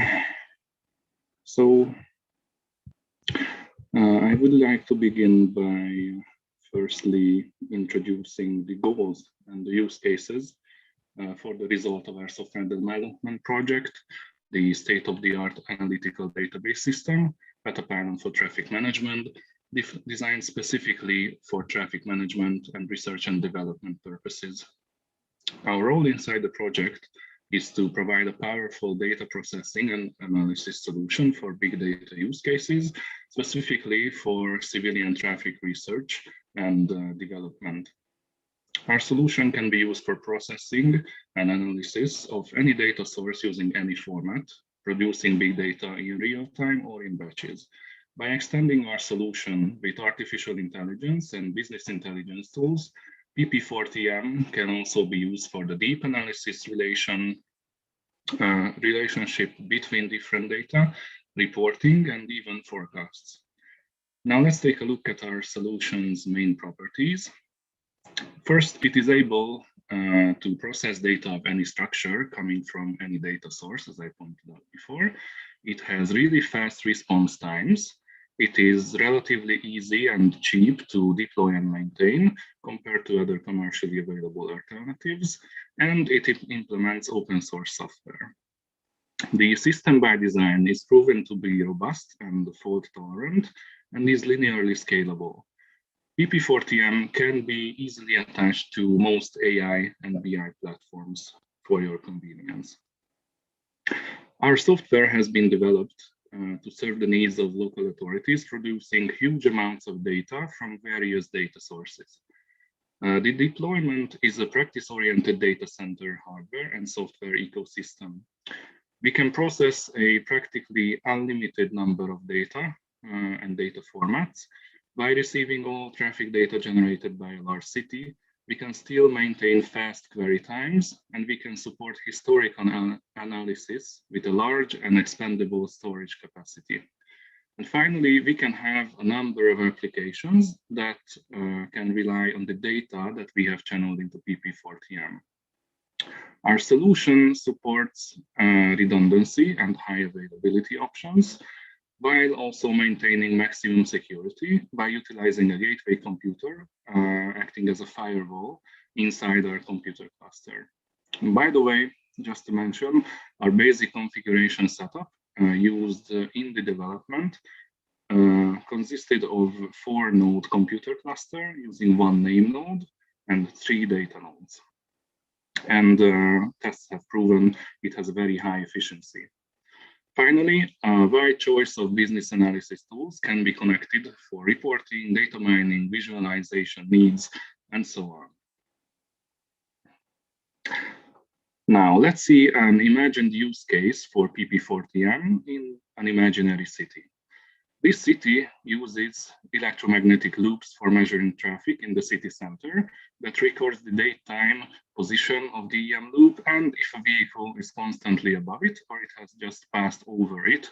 Now you can imagine for that every EM loop in the city, this would generate many data points or rows of data per second. And what else? Inside our city, we also have equipped some of our vehicles, for example, buses, taxis, with GPS sensors that provide the city with information about traffic congestions, providing us with date time, position, and speed records.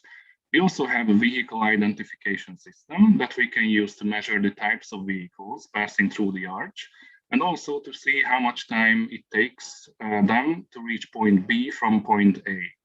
All of these data are generating thousands, maybe up to millions of records per minute, and they are channeled into PP4TM for storage and processing.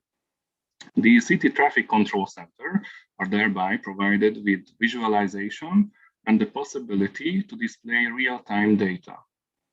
Maybe they can also share this with the public. They can also use it to generate automated reports of specific periods that would allow the city to take actions on short, longer, or mid-time. Before choosing PP4TM to work for your city, consider the following benefits. PP4TM can be used to channel any data sources in any format into it in real time or in batches. It can be used to store these data for analysis purposes and access them very quickly. If storage space is exceeded, it can be easily and cheaply expanded in the runtime without interrupting service. The tool can also support high availability options. It can work with a wide range of business intelligence tools to quickly serve your visualization needs. And most important, personnel should already be available in the City Bureau, further reducing the costs running our solutions. And also in the little picture, you can see it is one giant black box containing all the servers. Let's compare prices. When compared to similar commercial solutions for handling big data, we have chosen 3 cloud providers for this example. We can see that while delivering the same performance, our product may be up to 3 times cheaper than alternatives. For example, when compared with other cloud providers' similar solution, we can see that they offer scalability, high availability, and SQL support by default. This is nothing special. When we examine the options for data storage, we can see that PP4TM supports data storage up to the petabyte scale. This would mean that we can serve almost every need for data. We can also clearly see that our solution costs only at least half or even a third of other products in the first year due to the costs of hardware, by the way, and less than 20th a month after the first year. What are the basic usage steps for running PP4TM? Well, these are the following. We create a table in PP4TM that will contain all of our relevant data from the city or local authority. This would mean one huge table, not many smaller ones like in traditional databases. We use PP4TM to convert different data into the common data format. We start to store all of our data in PP4TM, connect our favorite visualization or BI tools to the system. We find correlations in different types and sources of data and make connections using SQL joins and other queries, of course. And finally, we use visualizations and reporting to display them according to the LA's needs. Finally, we can expand our data to real time and use the live visualization options. As pointed out before, the various data sources need to go through runtime conversion first. This process is known as ETL, or extract, transform, and load procedure, and is considered an industry standard methodology in data processing. The result of this process will provide you with the common data format that can be loaded into PP4TM data warehouse and used immediately for reporting, analytics, and data mining. The currently loaded demonstrational dataset includes about 626 million records from S-Boeing's data repository that contains various civilian and freight vehicle routes, GPS traces, and is considered open source data. We have included some visualization features from popular business intelligence tool, Power BI, and just to mention, PP4TM has an average return time of 8 to 24 seconds for non-aggregation queries inside this dataset. We also have access to S-Boeing's Calamaria pilot data, that is about 500,000 records in total. Also to Machios logistics data, that is about 250,000 records in total. And we also have access to Transport for West Midlands data that contains data about or of bus stops, real-time bus journey times, streaming API as well. There's an option, thanks to S-Boeing, for developing the capacity building toolbox. Now that if you would try to see what PP4TM can do for you, you can visit this website mentioned here where the live demonstration is available and try out our system using the sample dataset. During our tests with other project partners on this dataset of nearly 626 million records, we have achieved average return times of 8 to 24 seconds, meaning an average performance of 30 to 50 million rows per second. In order for these numbers to have more context, Please note that traditional databases like MySQL were intended for and work best with less than 10 million rows and start to struggle with return times above a few million records. For traditional databases, these same queries would probably last from several minutes up to several hours. And that concludes my presentation. Thank you very much for attention. And we are ready for any questions at any time. Many thanks, Sava, for showing how PPT4TM can process big data and how can we use this data. Now is the turn of our last panelist, Ioannis Krinos. He will show us the experience of a municipality of Kalamaria.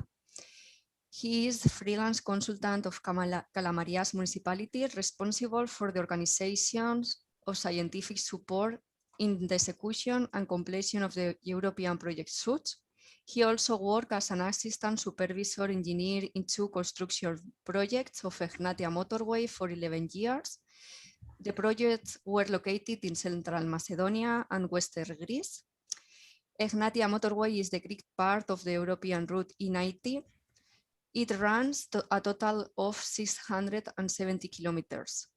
Furthermore, he worked as an assistant site engineer and quantity surveyor of a private construction company at a railway construction project, the project of the railway main line Athens-Thessaloniki. Ioannis obtained a degree in engineering from the Aristotle University of Thessaloniki and 3 Masters of Science. The first master is in Design, Organization and Management of Transportation Systems at Department of the Civil Engineer of Aristotle University of Thessaloniki. The second master in Project Management at Department of Civil Engineering in the same university. And finally, the third is in Environmental Planning Infrastructure at Hellenic Open University. Ioannis, the floor is yours.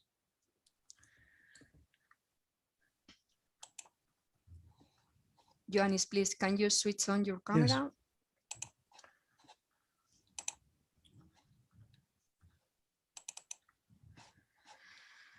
Sorry, can you hear me? Yes.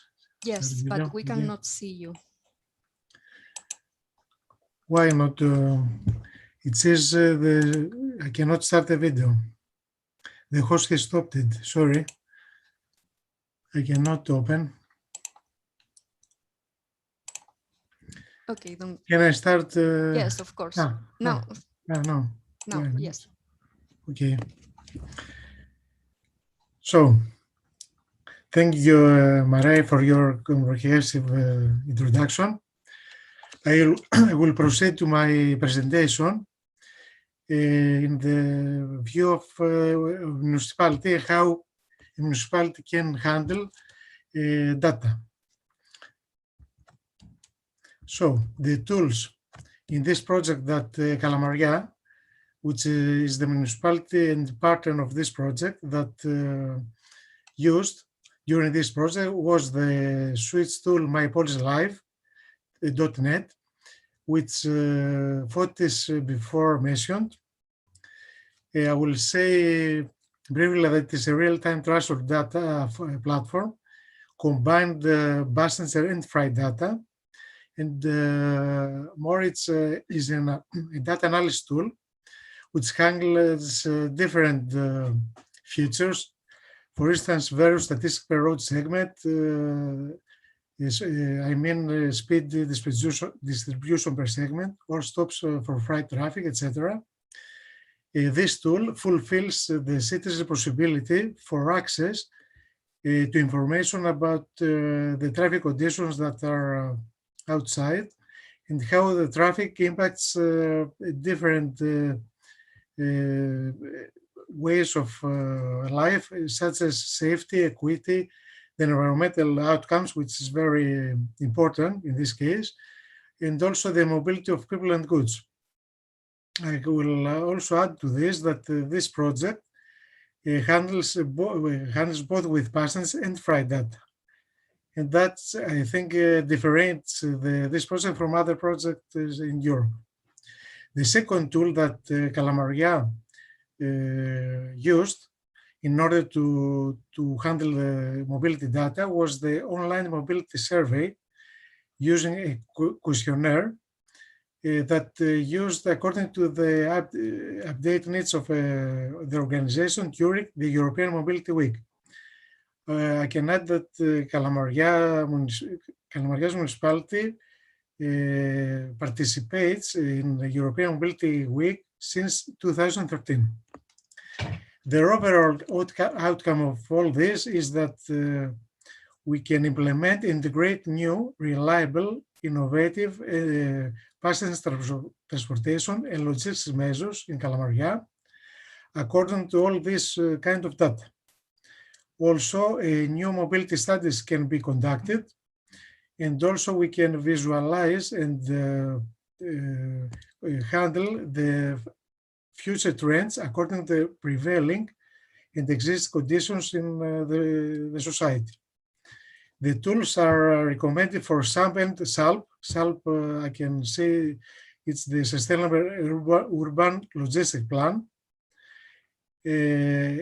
Overall, of all this, we can say that we can build with the right use of data, sustainable, equitable, accessible, healthy, and vibrant cities, which I think is the main goal of all this. I can proceed to the measures that Kalamaria can use in the future or already used during this project. Here in the screenshot, we can see that, and I can say that all the data that you see in the screenshots are extracted from the pilot program that accomplished during this project in the Kalamaria pilot. In the map, we can show that in the logistics view of traffic in a certain Kalamaria's region, we can see the stops density of freight vehicles, which are shown with the deep blue spots you can see here. Indicative solution for this and solving this problem will be the installation of new loading and uploading freight parking slots according to the updated data, or the adjustment of new time windows for freight vehicles transport. I can say that as you see in the screenshot, the two blue spots are near retail stores, mini markets, shops at main roads or near the commercial center, which generate big traffic.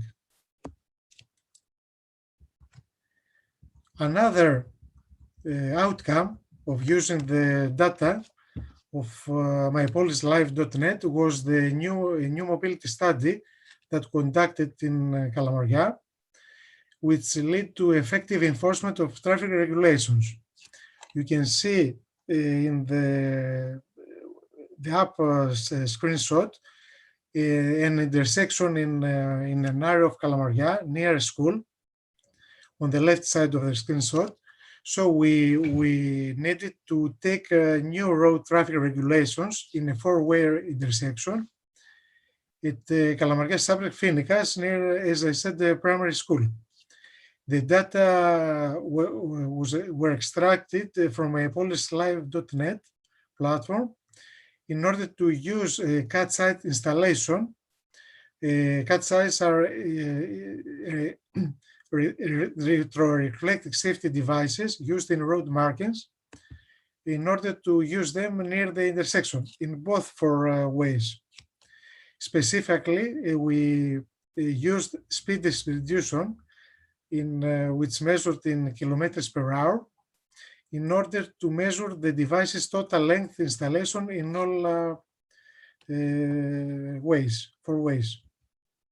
Another mobility measure that we implemented during this project was the installation of pedestrian devices for visually impaired people.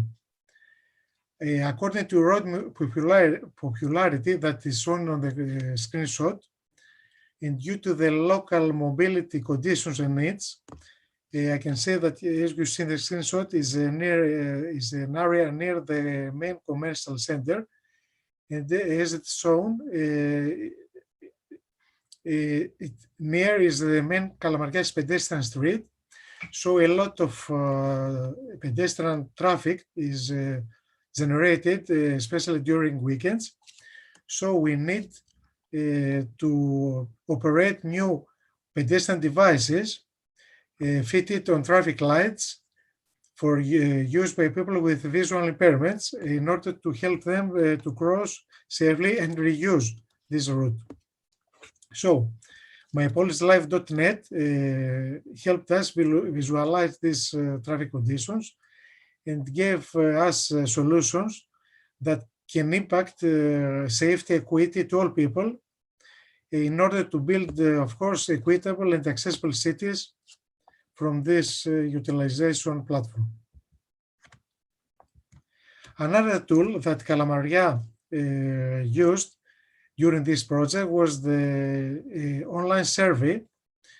The survey used a questionnaire to the employees. You can say that this survey dedicated to the employees of the municipality in order to catch and monitor their daily mobility. The sample consisted of 98 people. So we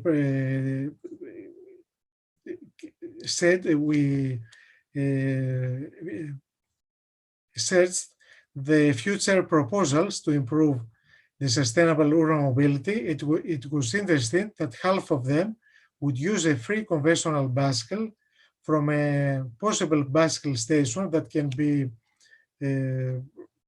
implemented in the future, and 1/3 could use an electric scooter in order to commute. So the survey was conducted during the European Mobility Week, and it showed that the pandemic increased the positive answers for people powered mobility, which is safe walking and cycling, and also the future e-mobility.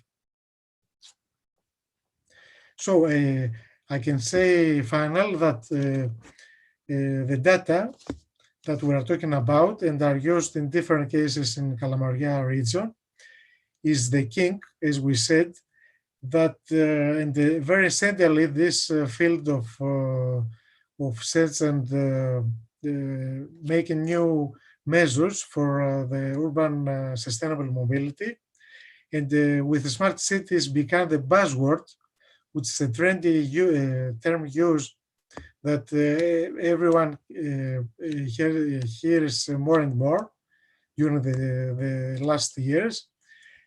We can see that the significance of the mobility data is enormous, and the cities and the municipalities must have the tools in order to maintain their cities viable to the people and make it more helpful and viable to their citizens. The mobility is an area that produces enormous data sets, and the municipalities must have the available tools in order to handle all this kind of data. Thank you. Mariah, I can give you the floor. Thank you very much. Thank you very much, Yanis, for showing us how the transport data collection can support the implementation of new urban mobility measures in the cities. Now is the time for the discussion session, sorry. So I ask all the speakers to switch on your cameras. And the audience, if you have any question, now is the time to answer it. If you have any comment or concern, you can share it with us. Now we have some questions from the audience. So, for example, the first one is, along the session, you have talked a lot about data collection tools and methods. But how do you manage the privacy of the data collected or analyzed? Maybe. I guess this is for me because I've talked about a lot of data collection. So people are becoming suspicious when you tell them that I'm going to get your location, your mobility information.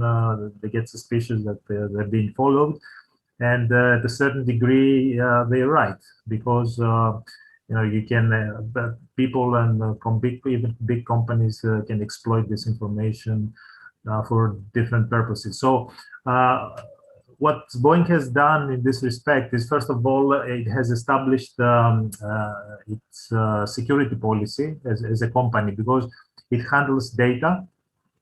And with respect to GDPR, now there are certain requirements that the company has to fulfill. For example, we have established a data protection impact assessment, which basically says that we are, let me put it this way, we're okay to handle data.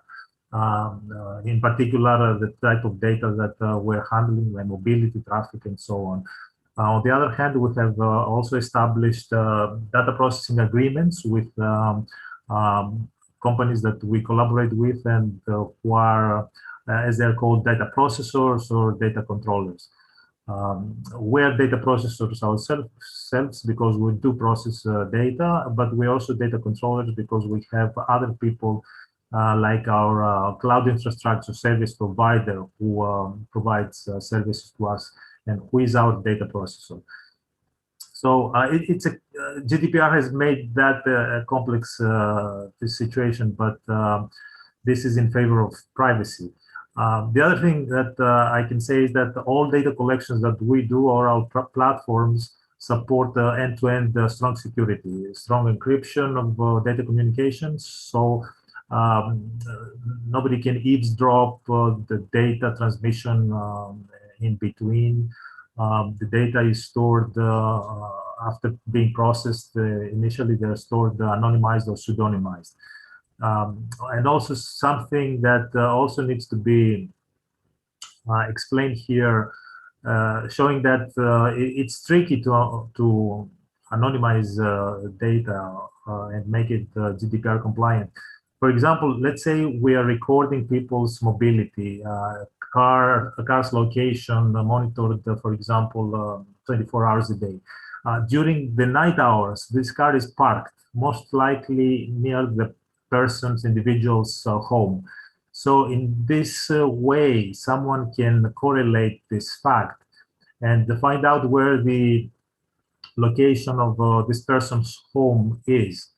And if there's is a block of flats, this guy lives in a block of flats, then perhaps it's not straightforward to pinpoint who this person is. But if he or she lives in an isolated place, then by monitoring its nighttime location, then you can find where this person lives and eventually identify this person. This is not allowed according to GDPR. So we would try to anonymize our traces, taking into account this fact. For example, all the traces that we have, and we have uploaded some traces in our open data repository, like that from the Kalamaria pilot, for example, or from the Thessaloniki pilot, another pilot we did. What we did is we isolated only the motion of the vehicle, not the part of the vehicle's trace that the vehicle was idle, parked somewhere. And also we chopped off the leading and the trailing part of the trace, like a couple of minutes at the start of his vehicle's motion, and a couple of minutes before the end of its motion. In this way, you don't get a clue where the vehicle started from and where it ends, where it gets parked. So this is just to give you an indication of what kind of processor needs to be done in order to ensure privacy, and what we have been doing in this respect. And this is not always an easy task. Sometimes, for example, when we anonymized the Kalamaria trace, it took a lot of processing time and effort. So this is something tricky. It needs to be done. Boeing has been doing that, and that's why we have proven several times that we respect people's privacy and we are GDPR compliant. Mm-hmm. I think Fotis, thank you for your answer. It is really complete. And I think that you have answered also another question that we had, that is how you guarantee the protection of citizens' personal data related to tracking the movements. So I think that you have answered also this question too in your answer. Saba, Miriam, do you have any other comments related to the privacy of the data collected or the data analyzed? I only have one comment from our side. PP40M uses, as it is a state-of-the-art technology, it of course uses maximum security to secure the data that has been put inside that system. That's all I wanted to say, really.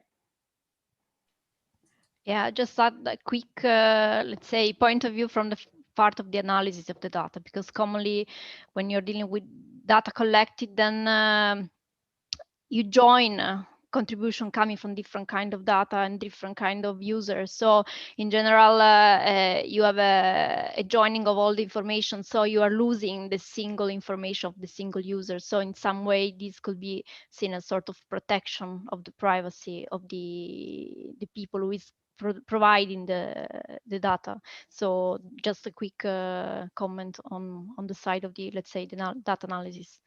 Mm-hmm. So that's clear that all the data collected is anonymized and everything is made from the secure point of view in order to give privacy to the people participating in the data collection. We have another question. Maybe Ioannis, this is for you. You have tested the mypolislife.net tool developed by Sboing, and the question is to use these tools developed in SUTS. Should a city authority employ a specialized experts? I think yes, because in order to assess all this, as I said, enormous amount of data, collection of data sets, an expert is needed to how to use all this type of data. The reason is that, and the main concept is that, how to use it. If we get back all the privacy issues, etc. for the data, in order to use them correctly, reliable and efficiently, I think a transportation engineer or something similar is needed to assess, evaluate, and use the data and make them real. You understand? A data on its own, a data set on its own, it doesn't mean nothing if it is not used, it's not utilized. So an expert is needed in order to take different kind of measures. It's a complex situation because mobility captures a lot of things, okay, inside on its own. So I think yes, an expert is needed. Mm-hmm. Can I also add to that? There are different kinds of experts that are can be involved here. For example, it can be an IT person. So sometimes, most of the times, actually, small, medium cities have capable IT personnel, support personnel that can do all these technical things like install our systems, run them, collect the data, and but most of the times they're so busy that the city needs to get additional personnel in order to do the extra things that are involved. So, and this is only one type of expertise. Other expertise, for example, is analysts, data analysts. The analysis of data requires certain skills, and also the implementation of the results of the recommendation of policies requires also another skill. For example, traffic engineers. Yannis knows what I'm talking about because he's one. So it's not only IT skills, but also traffic people, traffic management people who are involved. So it's a multidisciplinary involvement that is required here. Mm-hmm. So we need different profiles. Let's see, IT profiles, traffic manager profiles. Saba, Miriam, do you want to add something? Yeah, I think that from the experience that also we had during the project, it is, I think, important and relevant to have a good cooperation between different actors, in the sense that also if you are dealing with small, medium local authorities, most medium cities, it's not easy to have all the people having all this kind of knowledge and very technical knowledge. So on my point of view, I think that it is very important to try to understand which could be which kind of support could be needed, and who can be addressed by the local authorities when they are searching for this kind of support. Personally, I think that cooperation is very important, also because maybe it's not easy to, as I told, have the people inside that are dealing with some specific and technical topics. I also think that the work done during the project with the, let's say, the technical contribution and also the capacity building toolbox itself and the material that has been provided could start giving a direction, some first steps towards this direction. Then anyway, the cooperation with some external support is, I think it's anyway important. Mm-hmm. Yes, we took note that we need this external cooperation. As Miriam said, the local authority can't have all the different profiles that it's needed. And Saba, what is your point related to the PP40M tool? Or thank you for asking. I would mostly agree with Fotis because he's made such a good point about Saba, the personnel sorry, needed. Could you get closer to the micro, because it's hard to... It's distorted. Is it better now? Yeah. Sorry. Thank you. So I would agree with Fotis on his point, because he has made a point that most of the personnel or experts required to run our system, like system administrators for IT services and transport engineers or traffic engineers, and also data analysts or business analysts, should be already available in any local authority. And this was one point that we kept in mind, actually, when we try to design our system, so that the local authorities, the end users, won't have to employ new people, new experts. Yes. Mm-hmm. So all of you are agree that these new experts will be needed in the future for this kind of analysis. And now we have seen along the session different tools, and we have seen also the Calamaria experience using the transport data collection. What do you recommend to local authorities that want to benefit from data collection and analysis tools? How should they, which is the starting point for a local authority that wants to start to using this kind of tools?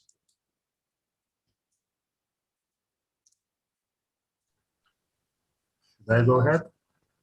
Please. Okay, as I said, our capacity building toolbox is one-stop shop, let's say, for the SUITS project. So it contains all the conclusions, all the outcomes. So this is a very good starting point for every city. Just visit it, start browsing whatever is what you're looking for. If it's tools, there's a separate section about tools that you can browse. We have all the tools available there for free. Again, and that also responds to one of the questions, I think, in the chat. The tools are, all the tools developed in the SUITS project are offered for free to all the cities, whether participating in the SUITS project or not. So this is because it's a European project. We developed it during the project. That includes our platform, mypolislive.net. We can offer any assistance for the city to use the platform to begin with, and if more extensive assistance is necessary, then we can perhaps arrange a contract. We're also available for more long-term relationships with any city that is interested in further, using our tools. So yeah, I would recommend just start getting familiarized with the tools, going to the capacity building toolbox, and then if you have any questions, just feel free to ask. Ioannis, which was, for example, the Calamaria example, what was the starting point for Calamaria? Yes, I suggest that and I agree with Fotis that switch capacity tools contains all the material that any municipality can handle in order to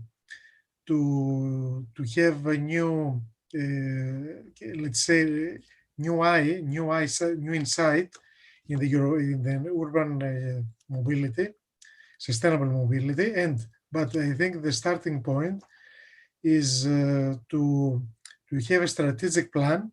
What each municipality, what is going to what are the aim of each municipality in terms of sustainable mobility. So the tools that are inside the switch capacity toolbox, as is my policy live in the first point, is an essential tool that someone can start with. Mm-hmm. So each municipality can install GPS traces, GPS tracks, in order to have this kind of data. Mm-hmm. So there's a preparation in order to use this tool, as Calamaria did in the pilot program of Switch project. Okay. So a strategic plan in order to see what each municipality, what is needed in order to reach the target. Mm-hmm. In improving sustainable mobility. Mm-hmm. So the first step is to have a strategy, to know what is the way in the city that we want to improve, what we want to improve in the city, and then go for this data and then try to get the data to implement new measures according to it. If maybe I can, you want to say something? Yeah, if I can add some word, I think that this point just gives some answer to the question of my first slide in the presentation, that was which method and which data. I think that the work done during the project, also in cooperation and coordination with, for example, the cited guideline from LTIS, can give a great insights and grand support on this when the first point is where do I have to start? What do I have to do first? And so I think, as also Ioannis is saying, that we have did a good work in this way, and it's fine, I think. Yeah. We have another question related to this, what we are discussing. So maybe you can quickly answer it. Is how can local authorities choose the suitable data analysis tool according to their needs?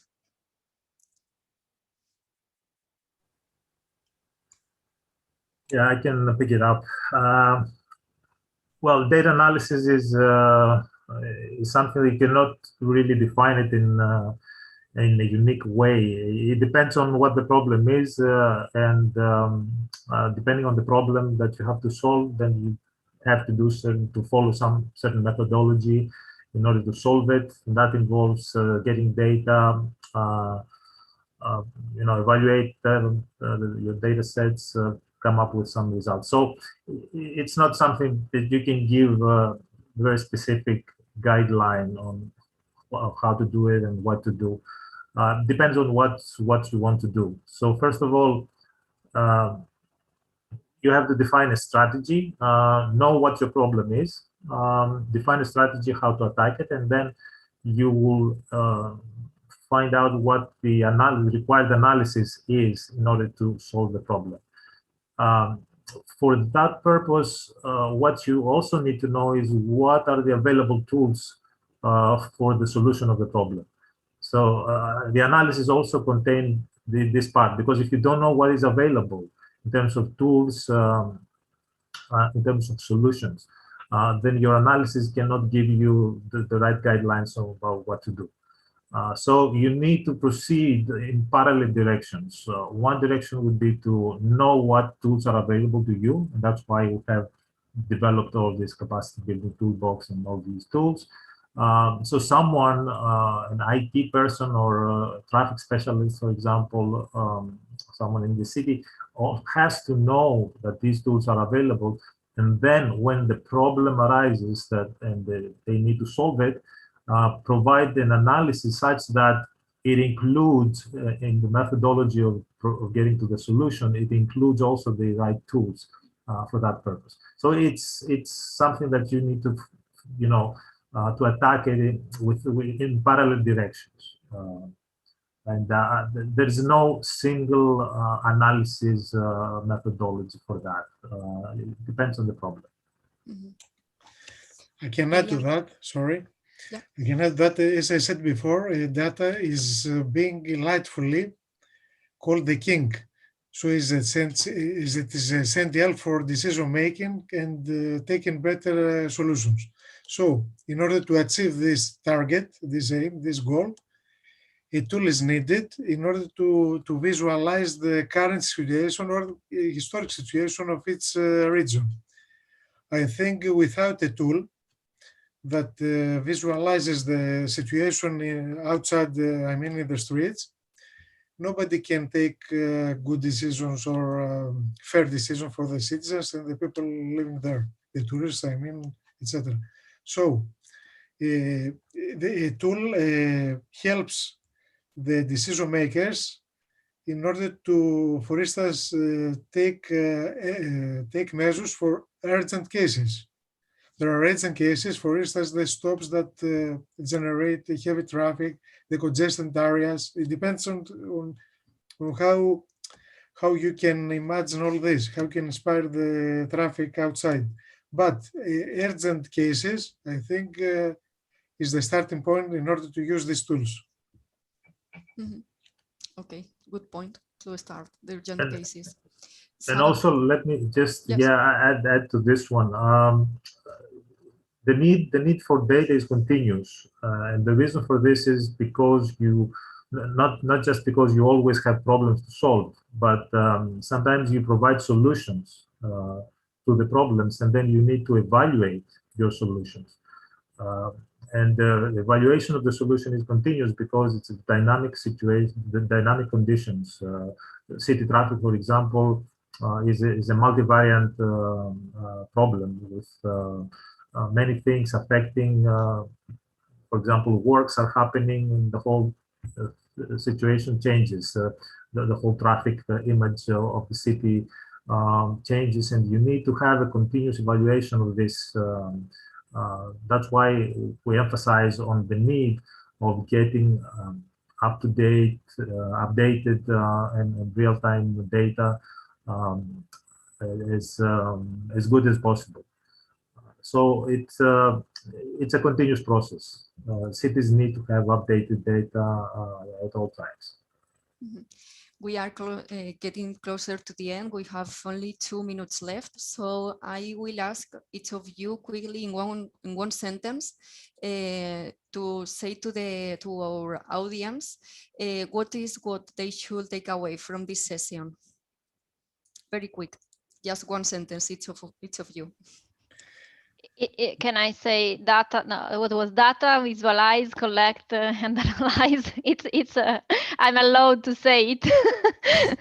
Very quick. Yes, very quick. You are for me, use data in order to have more viable and healthy and sustainable cities. Should I go ahead or close the final sentence? No, well. For Boeing, it's just only one word. It's crowdsourcing. We have been advocating crowdsourcing and the need for people to contribute. If people contribute, then we have a sustainable means of data collection. the cities can benefit from that, everybody can benefit from that. So if the city authorities provide incentives for people to contribute, to use free applications, to share their location without fear of their privacy, without having privacy concerns and so on, then they would have a great way of getting data, updated data, and have all the data they need for the decision making. So we keep advocating crowdsourcing. And Sava, very quick. Very quickly, cities, don't be afraid to use your data to work for you. That would be all. Thank you very much for you, speakers, expert of panelists. Thank you for this interesting session, and hope the audience had enjoyed it and can get benefit from this session that you presented in data collection and exploitation. And thank you, Mireia, for coordinating this so well. Thank you very much to you all, and to you, Mireia. See you. Have a nice day. Thank you all nice for day. such an interesting session. Thank you. As now we are going towards the end of our conference, I would give the floor to Associate Professor from the University of Turin, Marco Diana, who will summarize briefly what we have heard and thought about these 2 last days. Marco, we are listening to you. Okay, thank you everybody, and I hope you can see me and also see the presentation, some slides that I put together. It's to me an honor clearly to try to summarize the 2 days of discussion that we had, and also behind this we have also 4 years of work. It has been a long journey, as it is often the case. And I'm trying to keep it short, to keep it light, because clearly we are approaching lunchtime, depending on the different time zones. And I would like to start with the sentence by Barack Obama that was also quoted by our coordinator, Andrew Woodcock, at the beginning of this event yesterday. When times change, so must we. Why we need indeed to change something in the way in which you conceive transport planning processes. It is not only a question of technology. You can also refuse technology, as in the cartoon that you see here, and try to go on as if the technology development were not existing, but indeed there is a push for change that is given by a variety of factors that goes beyond technology. So for example, the human pandemics, this has pushed many of us to change the way in which we live. And the Swiss answer to this need that was conceived before the pandemics indeed is the right answer. So try to develop a human-centered approach to transport planning that is for sure involving all citizens, but also not only the citizens, but also the different stakeholders that should a little bit try to think outside the box and try to achieve something. The guidelines, the European guidelines for sustainable urban mobility plans, we all know they stress a lot about the participatory process, the importance to involve citizens in the decision-making process. And I think that in the Swiss project, as we have shown, especially in the former session yesterday's, we went a little bit over that. We traveled the extra mile. We have seen how the communication is key. This is quite important because different stakeholders speak different languages. I'm a transport planner. I'm teaching in a civil engineering school here in Politecnico di Torino. So sometimes I realize that I speak with a language that maybe is not fully understood by others. So we need to communicate each other.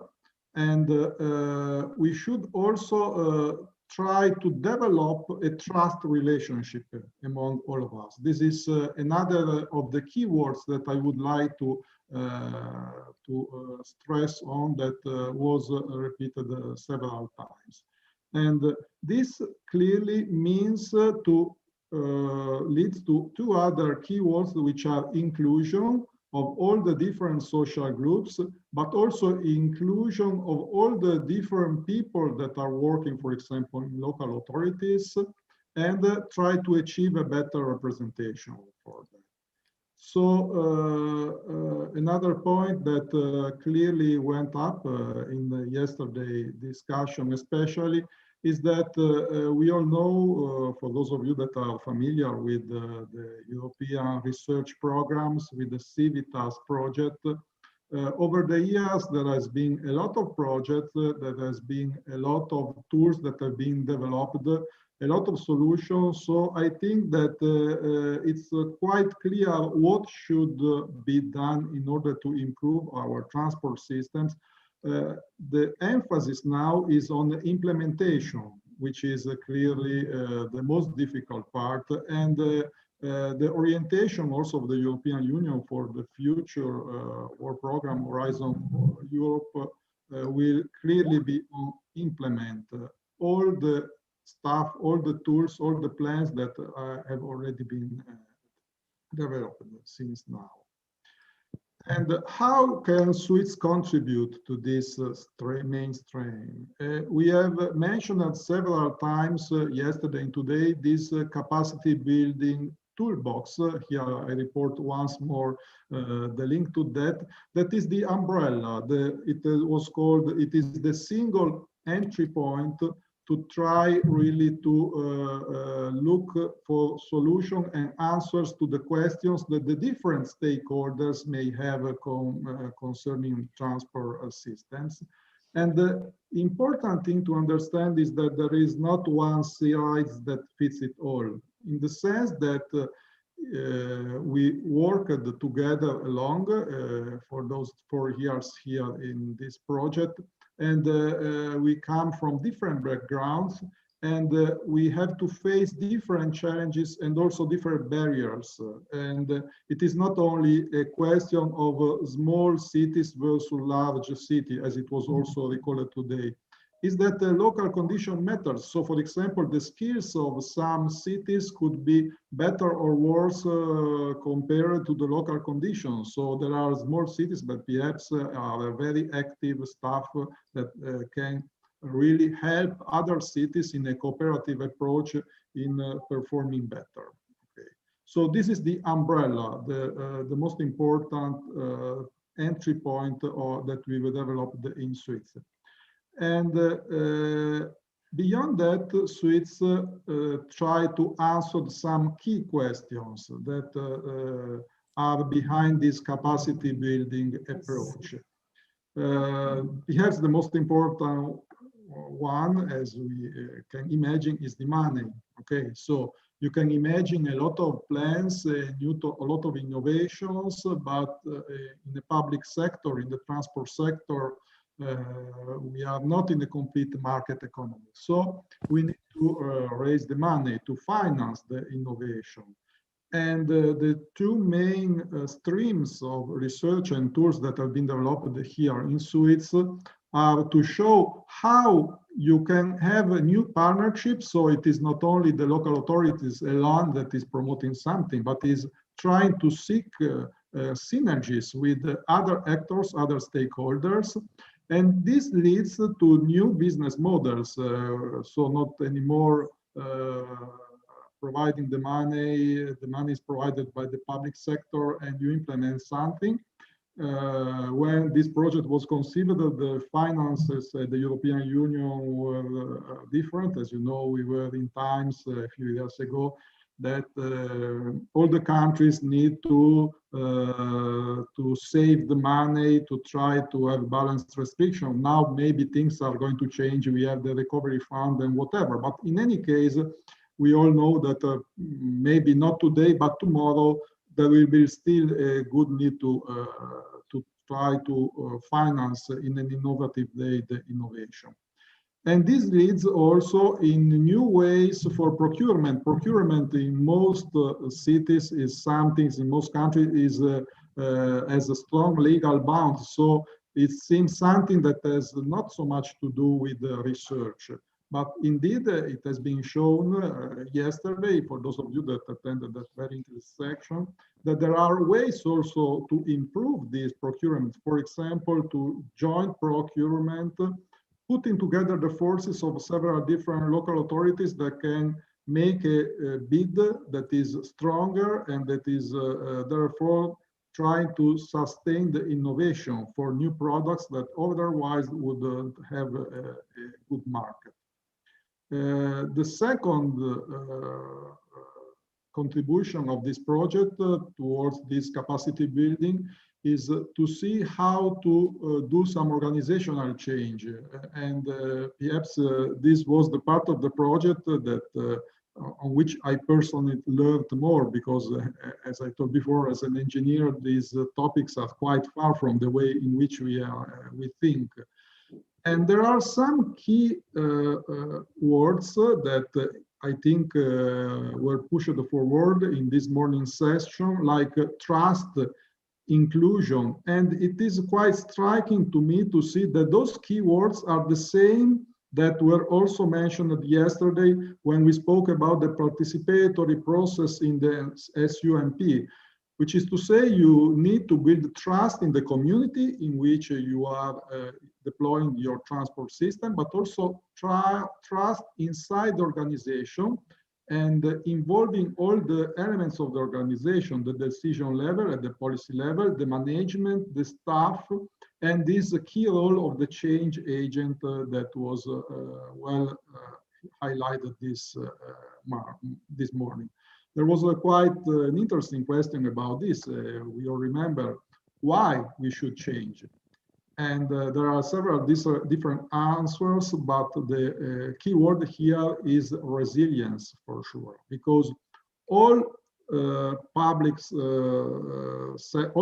sector is undergoing a strong pressure, not only because, again, for technology is one aspect, but from the society, the need for innovation is very strong.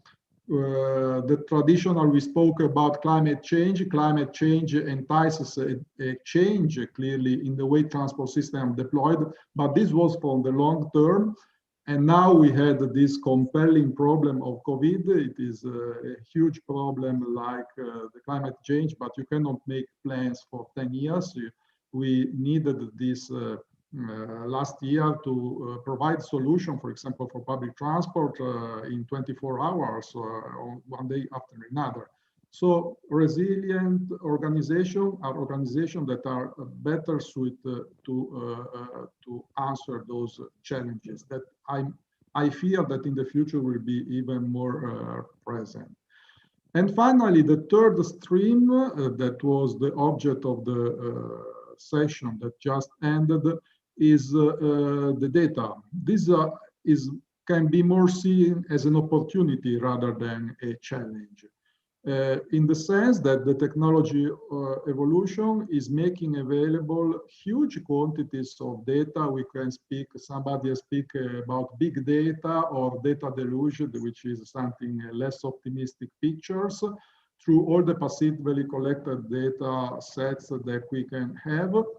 Local authorities are a little bit like the little red hood that is lost in the forest sometimes. When I work with them, this is the impression that we have, in the sense that data are there, but they even don't know how to manage them, how to use them.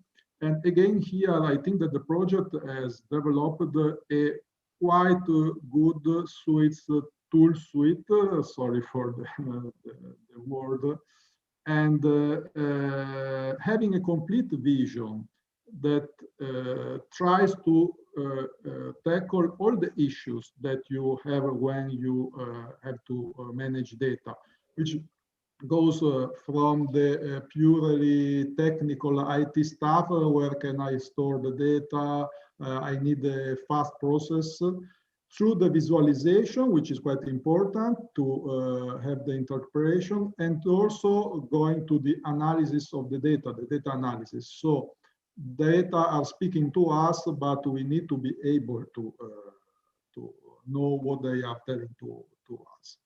So my last slide, sorry, is simply taken from the slide that our coordinator Andrew has shown yesterday in his introduction to the project, because again, I think it quickly summarizes what are the main takeaways, okay, for this project. So this project for sure has helped in supporting the SUMP process, which is there under several different viewpoints: the technical viewpoint, the human viewpoint, and the capacity of involving the different stakeholders. We have not only developed this, but we have also shown the effectiveness of those approaches, because we have seen that a lot of municipalities indeed have used such data set. And so it is possible, indeed, it is not just a tool that is there. And this can help, for example, to help local authorities, for example, to face all the problems that are having in those times. And since we are speaking about the human approach, we should not forget that behind the tool, behind the toolbox that has been shown, behind the data set, the online resources that all of you can look online. Behind all this, we have always we the people, as if we want to end up with another citation from the United States, with the people that are there. Unlikely we couldn't meet in person, so we are not seeing everybody's faces, but I just wanted to show all of us there in this group picture of the expert that works in Suits. And we are there to help you. Okay, so beyond the website, just drop us a line and we will be pleased to exchange with you even after the end of the project. Having said that, I think that I can leave the floor to either Elena or Andre for closing this event. Thank you. Thank you, Marco. It was a very enlightening wrap up of these 2 days. I wish to ask all my colleagues that are they can to be visible, at least some of them, because technically we cannot do it that fast. And we want to tell you, besides the typical thank you, that sincerely we felt that you liked this conference and you find things that were interesting for you too. And having said that, we thank you all for attending, and we hope that this communication won't stop. You know where you can find us, and Suits website and toolbox will be available for many years online. Thank you very much. Andre, would you like to say hello and goodbye? Yes, hello and goodbye. And thank you to the audience for staying with us and participating. And thank you so much to all my colleagues. I know only a few of you are on screen, but this has been a big team effort. And it's been a pleasure working with you all for the last 4 years. So thank you so much for all your hard work and efforts. And let's hope that this isn't the end, that people will use our tools and will find things useful in the future. The future is going to be different. So hopefully we will be relevant in that future. So thank you, everyone. Thank you especially for all the efforts. Thank you. Bye-bye. Bye. Bye. Bye. Bye. Bye all.